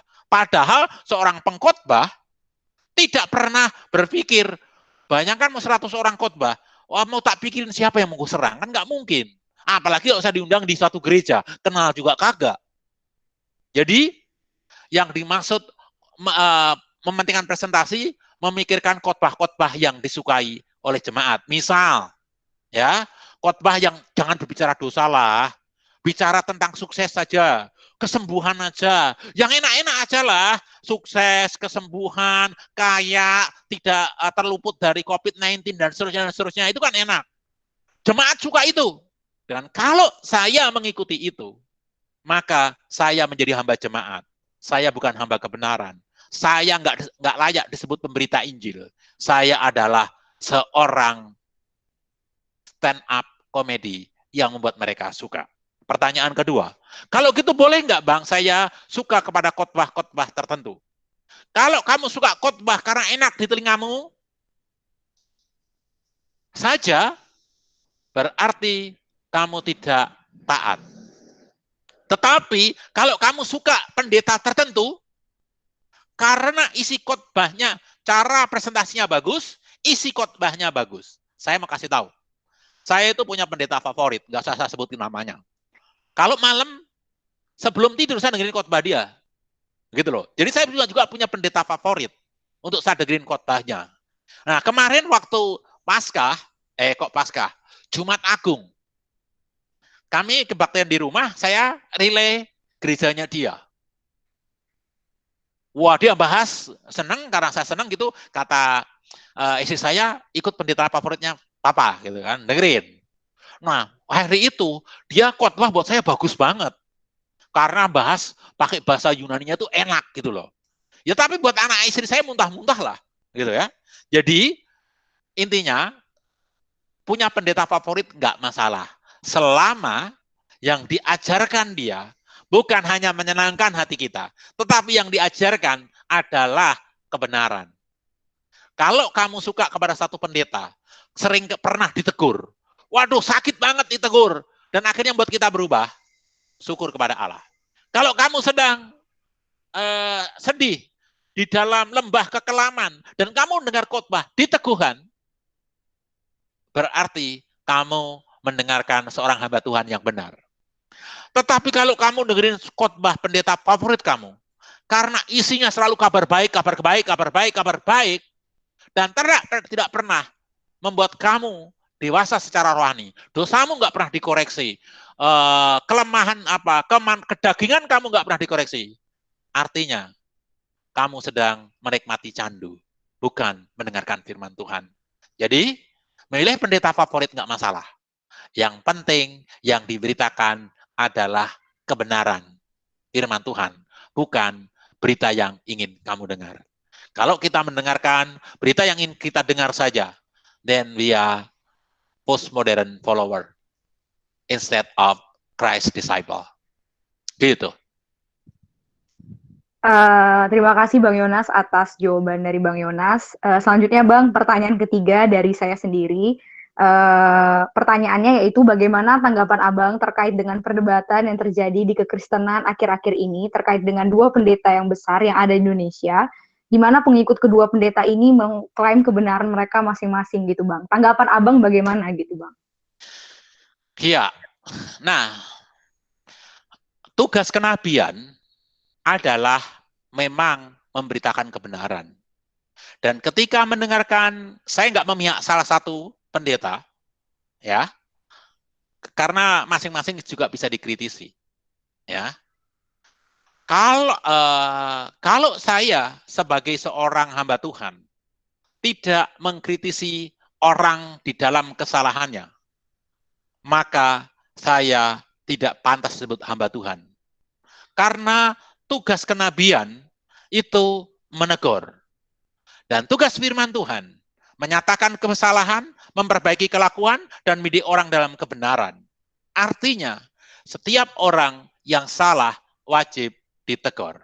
Nah, kalau saya negur, kalau ada teks dari Matius pasal yang ke-7 yang berbicara, jangan menghakimi, kalau diteliti dengan sungguh-sungguh, yang dimaksud jangan menghakimi di situ adalah bahasa yang digunakan. Jangan ingin, ya kan, menjatuhkan seseorang. Jadi motif kamu menegur itu apa?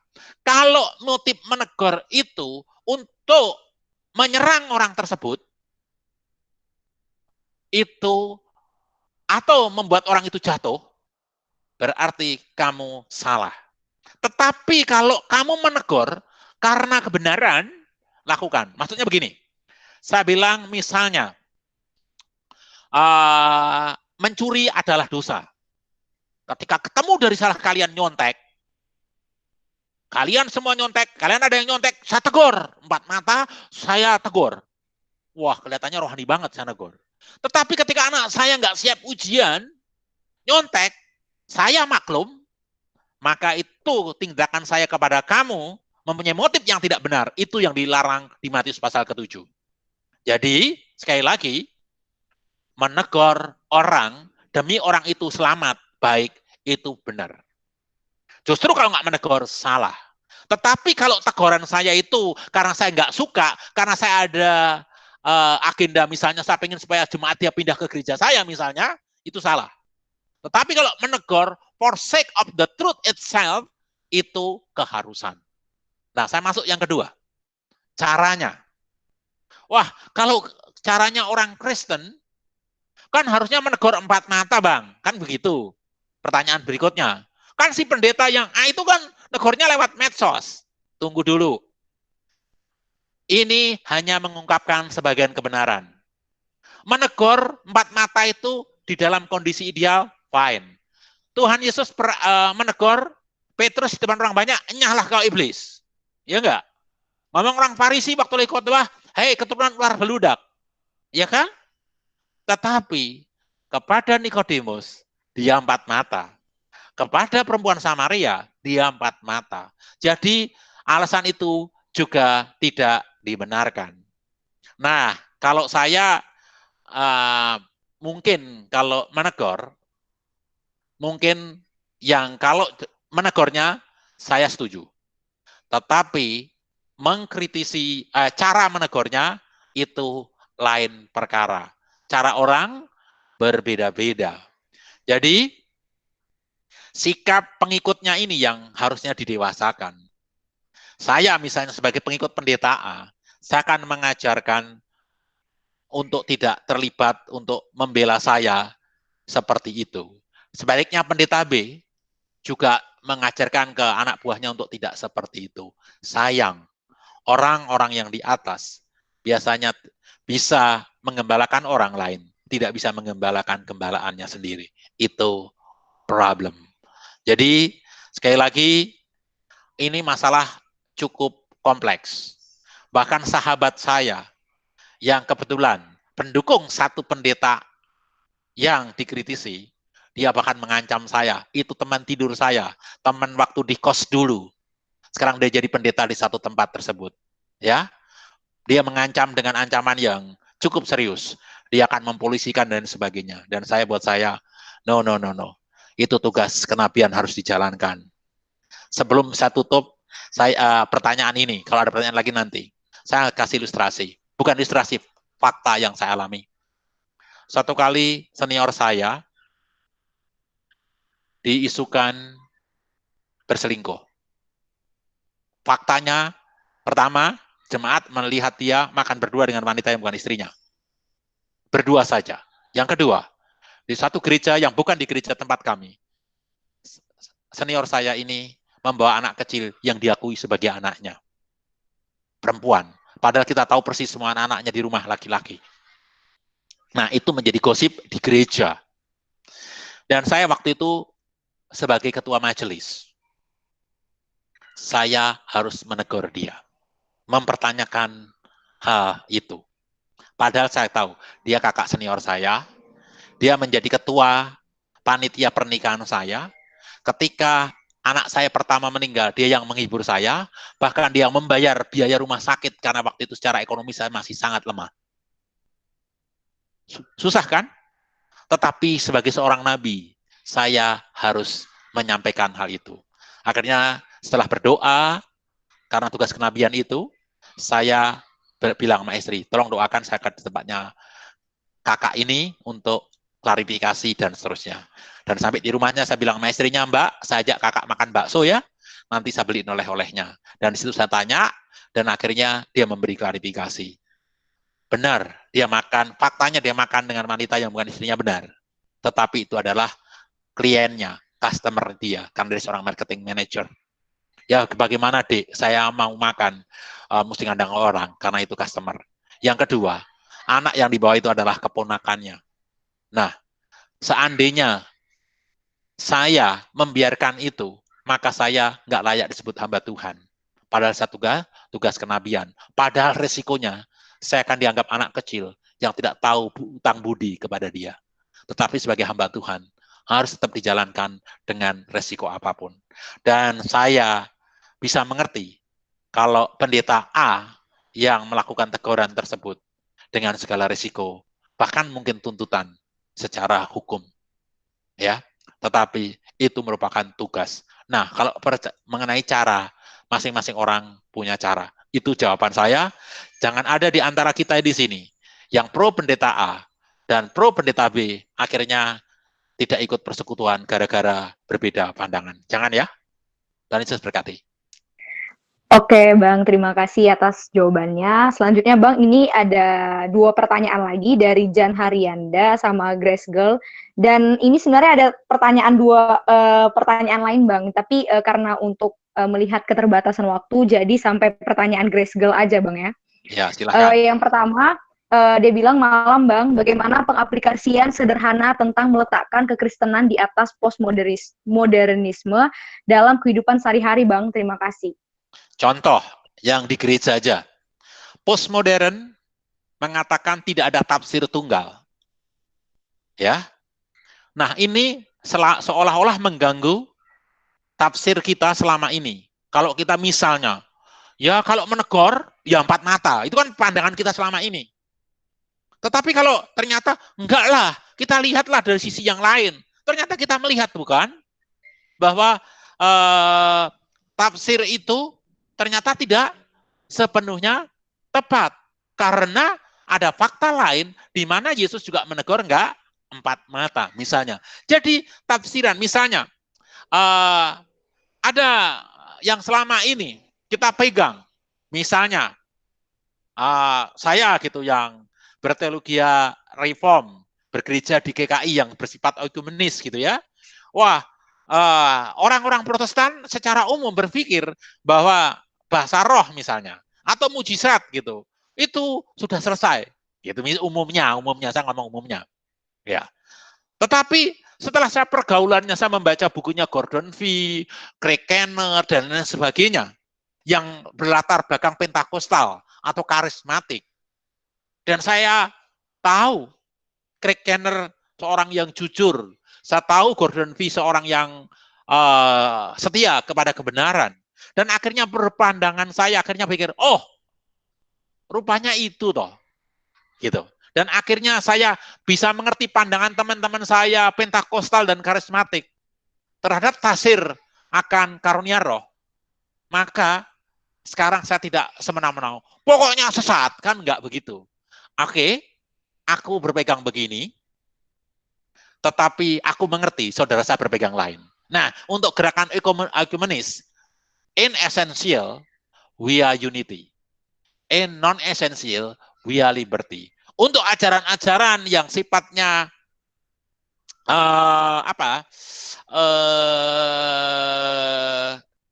kardinal, yang utama, jelas kita harus berani mengatakan ini salah, ini benar.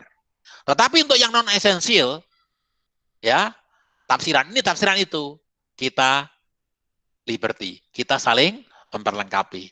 Di rumah saja, ya kan? Ini nggak usah ngomong yang paling gampang. Buat saya sebagai orang yang dilahirkan orang Jawa, ikan tuh nggak enak, sama sekali nggak enak, amis.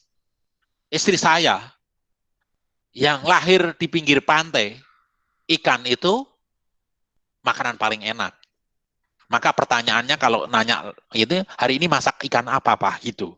Yang which is membuat saya menjadi penderitaan yang tidak terkira. Tetapi karena saya tahu istri saya adalah orang yang suka ikan, maka sekali-sekali saya bisa menerima itu. Jadi pandangan berbeda bisa memperkaya. Tetapi ada suatu titik di mana ada kebenaran absolut yang tidak bisa ditawar. Jadi posmo di dalam tertentu untuk melihat sesuatu kompleksitas, melihat dari sisi lain, itu fine. Itu bagus. Toh kita di dalam menemukan tema, memilih pembicara, terus rapat-rapat, toh kita lihat perspektif yang berbeda-beda, bukan? Nah, persekutuan kampus adalah wadah, tempat yang sangat baik untuk bisa memanfaatkan single story itu tidak baik. Itu persekutuan kampus adalah wadah yang cukup luas untuk kita bisa mengeksplornya. Jadi di dalam rapat-rapat, di dalam penentuan tema, di dalam melihat perspektif berpikir orang lain, Posmo boleh menbicarkannya.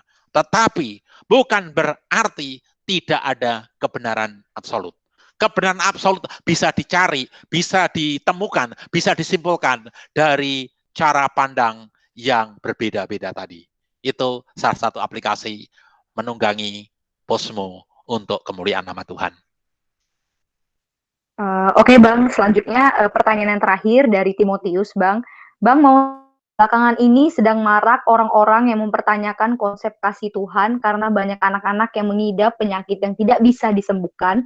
Mereka mempertanyakan kalau Tuhan Maha Kasih, kenapa anak-anak ini bisa sakit seperti ini? Gimana ya, Bang, tanggapan kita sebagai orang Kristen, terutama dalam meresponi pertanyaan mereka supaya dapat mereka terima, karena rata-rata mereka hanya menerima jawaban logis, Bang, tapi juga supaya respon kita sesuai dengan firman Tuhan. Terima kasih, Bang. Ya, ini menjadi masalah klasik, bukan hanya kekristenan, tetapi agama-agama atau penganut teistik. Ya, kita teistik mempunyai masalah. Jika Tuhan Maha Tahu, maka Dia tahu yang terbaik. Kalau Tuhan tahu yang terbaik dan Dia mengasihi, Maha Kasih, maka Dia pasti memberikan yang terbaik. Tahu, mengasihi, berarti Dia mau memberi yang terbaik. Tetapi kalau nggak mampu, Tuhan kan Maha Kuasa. Jadi 3 sifat utama, tahu, terbaik, ya, tahu, Maha Kasih, dan Maha Kuasa, seharusnya yang tidak baik dan yang jahat itu tidak muncul. Ini di dalam teologi yang disebut sebagai teodisi. Ya. Nah, problemnya adalah ketika kita ngomongkan yang terbaik dan yang jahat itu adalah per definisi kita. Memang jawaban itu terkesan hanya logis saja. Ya. Nah, ada hal-hal yang kita katakan tidak baik belum tentu sungguh-sungguh tidak baik. Nah, saya menggunakan pemikiran Posmo di sini. Ya. COVID-19 secara refleks, secara human, mostly akan mengatakan COVID-19 itu tidak baik. Benarkah demikian?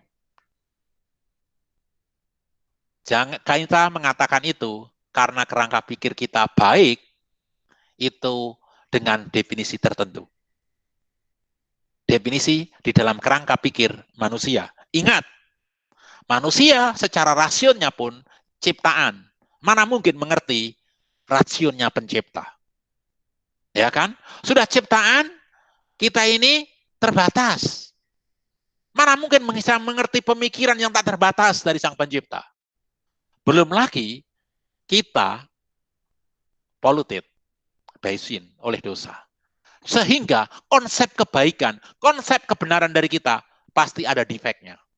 Nah, di luar itulah kita mengatakan seharusnya tidak demikian. Kembali ke kasus COVID-19 dulu. Ya. COVID-19 saya mencatat minimal 3 ketika kemarin aku diminta gereja memberi sedikit renungan untuk COVID-19 ini. Ya. Yang pertama, ketika saya menerima video dari teman saya dari India, ada burung merak naik bertengger di atas sedan yang diparkir di pinggiran kota di Mumbai. Itu ada burung merak yang dari hutan turun, nongkrong di atas mobil yang diparkir di pinggir jalan. Itu tidak pernah terjadi. Terus di video selanjutnya, saya melihat ada binatang-binatang liar turun dari hutan. Saya tanya, ini dari film apa? Enggak, ini real. Kamu lihat kegoyangnya rekaman kamera. Oh ya, betul, itu real. Kok selama ini binatang-binatang jauh ke dalam hutan, dan mereka tidak pernah terlihat lagi. Video yang kedua yang saya lihat adalah teman saya sedang driving, kita upload di Facebook. Saya baru melihat yang luar biasa. Di tol Jakarta ke arah Pasar Minggu saya melihat gunung. Selama ini nggak pernah terlihat. Karena bersihnya udara. Dan ada kesaksian teman-teman yang bermain di pantai. Banyak ikan yang merapat di pantai sekarang. Yang selama ini tidak terjadi. Maka saya mengatakan, sebenarnya kejadian ini secara universe, saya menyebutnya alam, sebenarnya jangan-jangan manusia itu yang virus, alam semesta sedang menciptakan antibodinya dengan social distancing ini. Justru ketika manusia berhenti, yang seharusnya manusia ini mengelola alam semesta, ternyata manusia menjadi monster, menaklukkan bagi alam semesta. Ketika manusia diam sekarang, mereka menunjukkan keseimbangannya. Saya mau lihat dari ajaran Alkitab. Seandainya orang-orang Kristen melakukan sabat dengan, saya nggak ngomongin karena saya promosi Advent, bukan dari itu. Saya ngomong dari Alkitab. Kalau seandainya orang Kristen melakukan tradisi Yahudi, ya, sabat seminggu sekali, tidak melakukan apa-apa, keseimbangan alam mungkin terjaga. Terlebih lagi, ngikutin tradisi Yahudi, tahun ke-7, tidak melakukan penanaman dan sebagainya, dengan manajemen seperti itu, bukankah alam kita akan tetap terjaga, umurnya lebih panjang. Dan aku melihat COVID-19 itu adalah long sabbatical leave yang diberikan Allah untuk alam. Itu yang pertama. Yang kedua, physical distancing doesn't mean social distancing. Justru saya memaknai banyak keluarga dipulihkan karena physical distancing. Anak-anak saya yang selama ini mencar-mencar, sibuknya masing-masing. Sekarang kalau saya tidur jam 11 malam, saya belum bisa tertidur. Saya masih mendengar mereka diskusi. Yang selama ini nggak pernah terjadi. Physical distancing bukanlah social distancing, melainkan menjadi family reuniting. Sekarang ada lagi social caring. Dan kalian bisa cari banyak hal. Apakah COVID-19 jahat? Kalau kita melihat dari sisi kita doang, yang kehilangan keluarga, ya. Nah, pertanyaannya, bagaimana dengan orang-orang yang kehilangan saudaranya? Kalau kamu makan sate, ada ayam yang harus dipotong, ada kambing yang harus dipotong. Kalau kamu mengadakan pesta, ada listrik yang harus dikorbankan. Kalau ada korban dari COVID-19, inilah cara Allah memberi keseimbangan. Cara Allah memberkati orang-orang seperti kita untuk memaknai pemeliharaan Allah. Ilustrasinya tadi, untuk kita makan sate, kita diberkati dengan makan sate. Ada ayam yang harus dikorbankan. Nah, sekarang untuk orang-orang yang dilahirkan menderita penyakit yang tidak diinginkan. Sekali lagi, itu di luar jangkauan kita. Mungkin orang-orang yang mengalami itu justru bisa melihat Allah bekerja. Saya tidak bisa melihat karena saya tidak mengalaminya tentang hal itu. Tetapi ketika anak saya yang pertama meninggal, waktu itu saya sungguh-sungguh tidak mengerti. Karena selama 1 bulan saya diminta khotbah dengan tema yang sama di berbagai tempat. Kalau nggak salah ada 4 atau 5 tempat khotbah berseri tentang iman. Dan di khotbah saya terakhir, saya ke rumah di tempat kontrakan saya, istri saya tidak ada. Saya tanya pembantu kemana? Ibu ke rumah sakit, adik tidak bergerak. Tuhan persiapkan. Dan saya tidak tahu apa cerita di balik itu. Setelah lama saya bisa merenungkan. Mungkin seandainya anak saya dilahirkan, tidak mati, meninggal dalam kandungan karena tinggal hitung berapa minggu. Mungkin anak saya cacat yang saya mungkin tidak tahu harus menerimanya. Mungkin saya dianggap tidak mampu untuk kuat untuk menerima itu, maka dipanggil. Dan saya meyakini, untuk orang-orang yang anak-anak itu yang dilahirkan seperti itu, mungkin buat anak itu suatu penderitaan.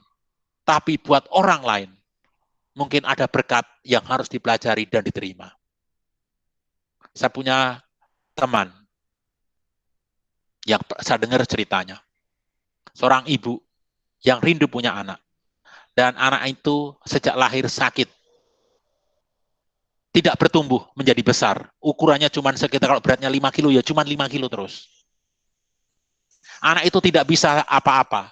Yang bisa dia lakukan hanya menetekkan air mata.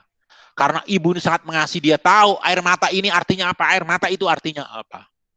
Dan ibu ini tidak pernah pergi ke gereja selama 17 tahun. Karena apa? Harus merawat anak itu. Yang tahu kebutuhan anak bayi sampai umur 17 masih seperti bayi, hanya ibu itu. Dan tahu nggak? Di ulang tahun yang ke-17, bayi itu meninggal.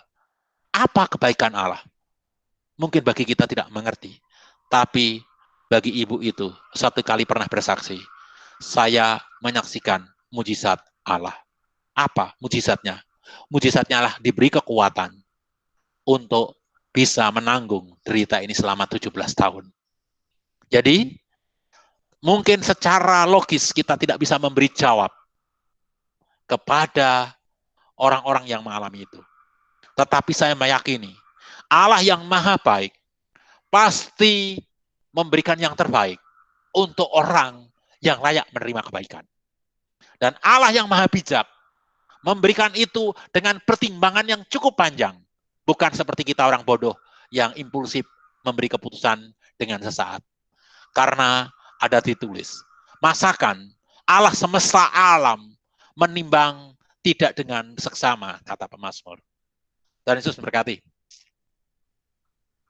Terima kasih Bang Yonas atas jawaban yang telah diberikan.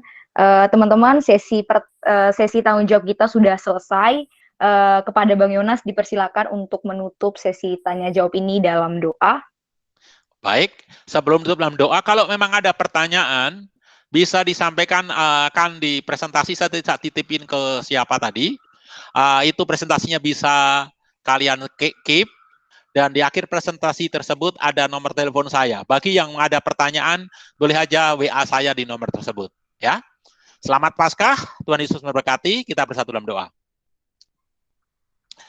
Bapak Surgawi yang makasih, kami mengucap syukur, kami berterima kasih kepadamu ya Allah, di tengah-tengah physical distancing yang kami alami, ternyata membuat kami memaknai ibadah secara berbeda, dan kami telah disatukan, difilter, diseleksi orang-orang yang rindu akan kebenaran melalui ibadah kami pada malam hari ini. Apa yang telah kami terima ya Tuhan, biarlah tetap tinggal di dalam hati kami, dan kami boleh waspada, bahkan memanfaatkan dan mengendarai arus pemikiran postmodern yang terus menggelombang, terus secara liar menghantam setiap pemikiran-pemikiran yang ada. Dan kami sebagai anak-anak Tuhan, biarlah kami diberi kewaspadaan dan kemampuan memanfaatkan gelombang pemikiran posmo ini untuk memberitakan Injil Tuhan. Untuk merangkul orang-orang yang selama ini terhilang, seperti anak yang terhilang karena keinginan kebebasannya. Biarlah kami merangkulnya, membawa kembali dengan supaya mereka boleh berelasi kembali kepada Allah melalui wujud relasi kami kepada mereka. Jadikan kami ini duta-duta Injil yang boleh merangkul setiap orang yang mungkin sekarang terhilang karena keliaran berpikir postmodern mereka ya Tuhan.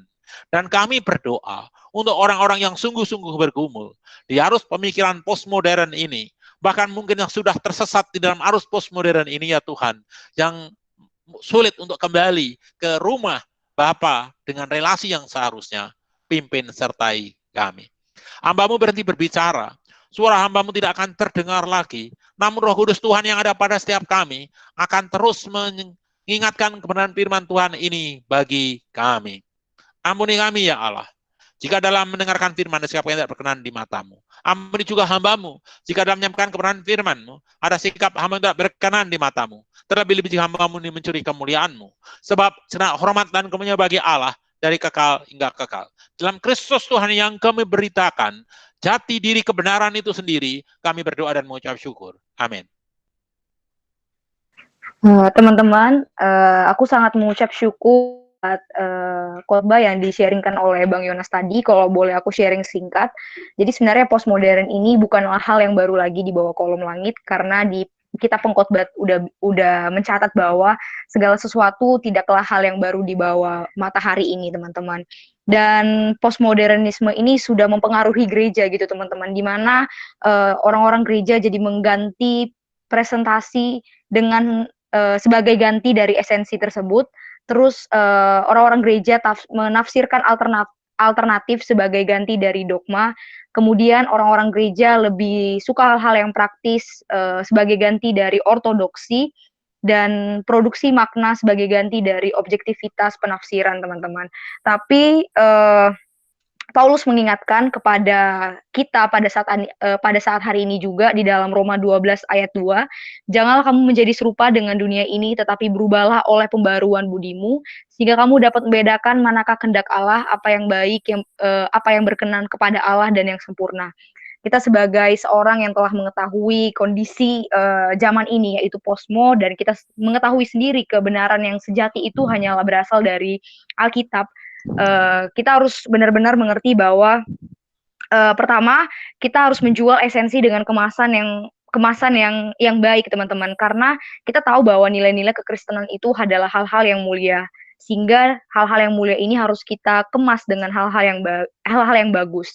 Selanjutnya, ortodoksi harus diikuti dengan ortopati, di mana hal tersebut akan menciptakan sebuah hal yang bagus, teman-teman, di mana ajaran yang benar harus diikuti dengan relasi yang benar juga, teman-teman.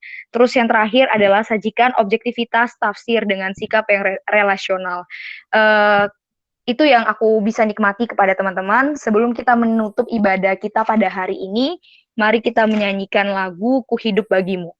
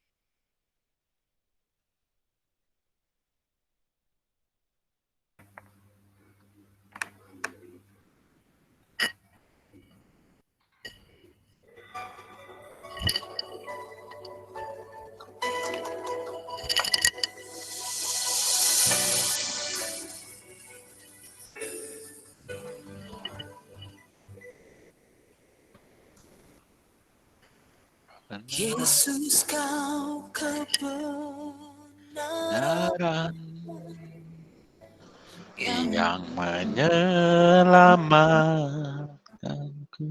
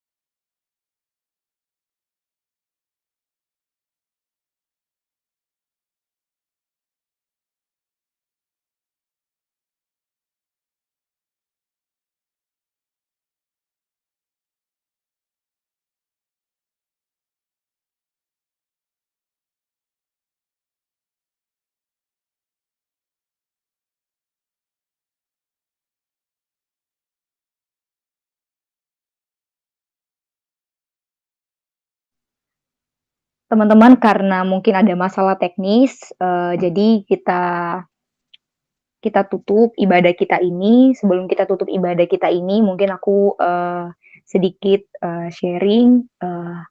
Di tengah-tengah pandemi ini, teman-teman, mungkin kita bingung, mungkin kita tidak tahu apa yang menjadi, kenapa Tuhan mengizinkan pandemi COVID-19 ini boleh terjadi di tengah-tengah dunia ini.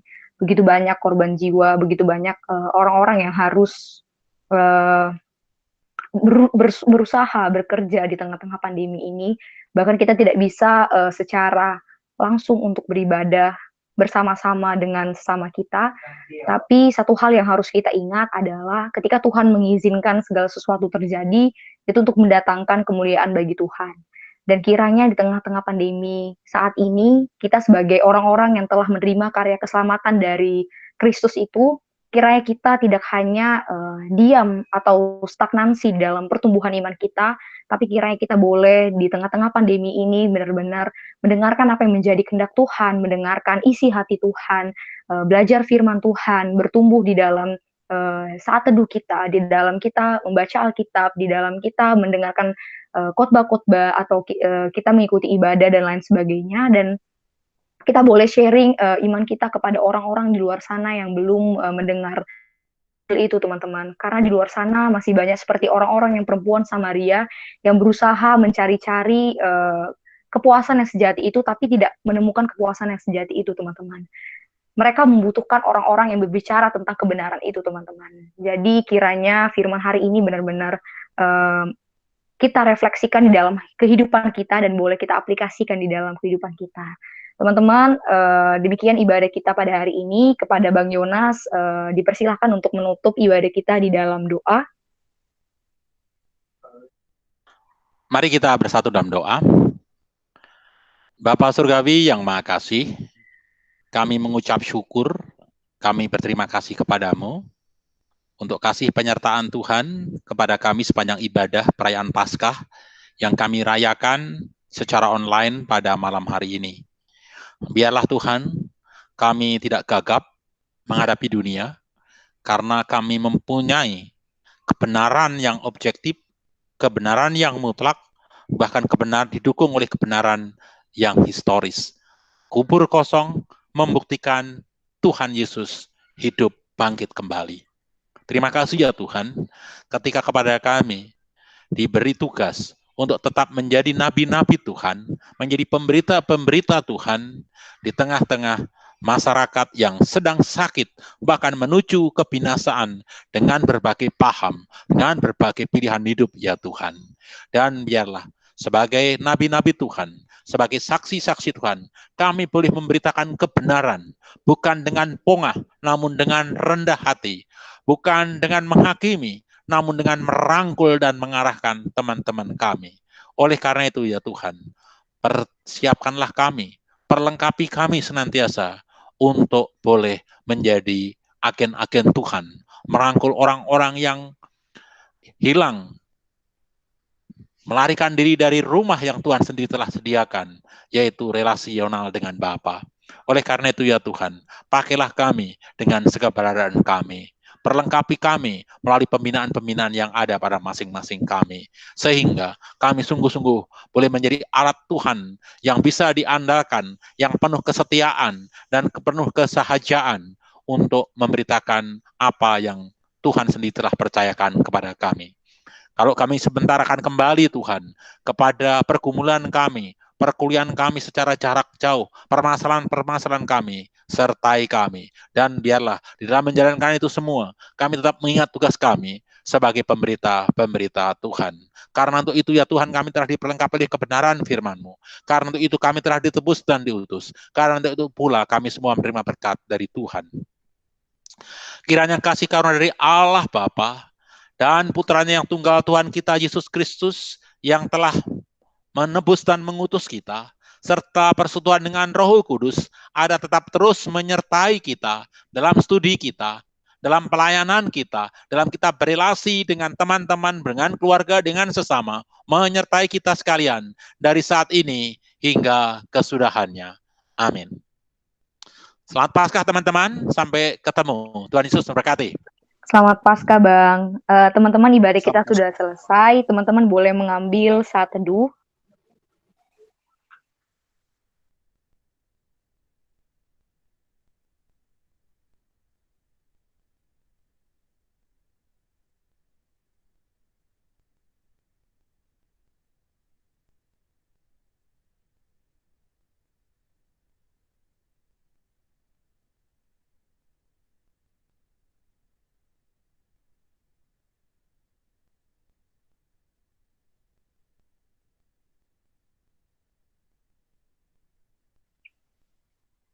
Kepada pewarta,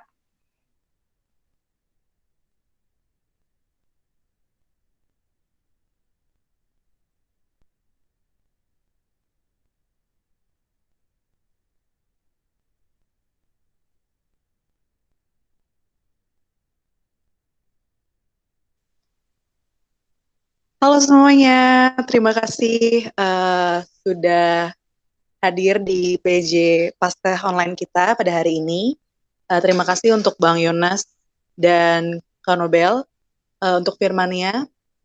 Di sini kita ada plan minggu ini, ada MC affiliate winner dari Niaga 18 dan juga ada slider dari Andrea Kasus 18 untuk pelayanan mereka. Mari kita berikan tepuk tangan.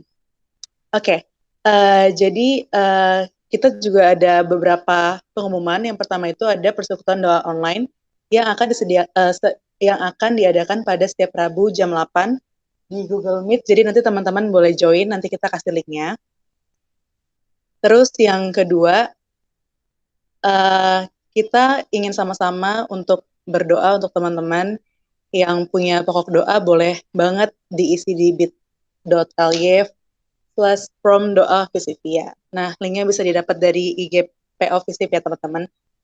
Terus selanjutnya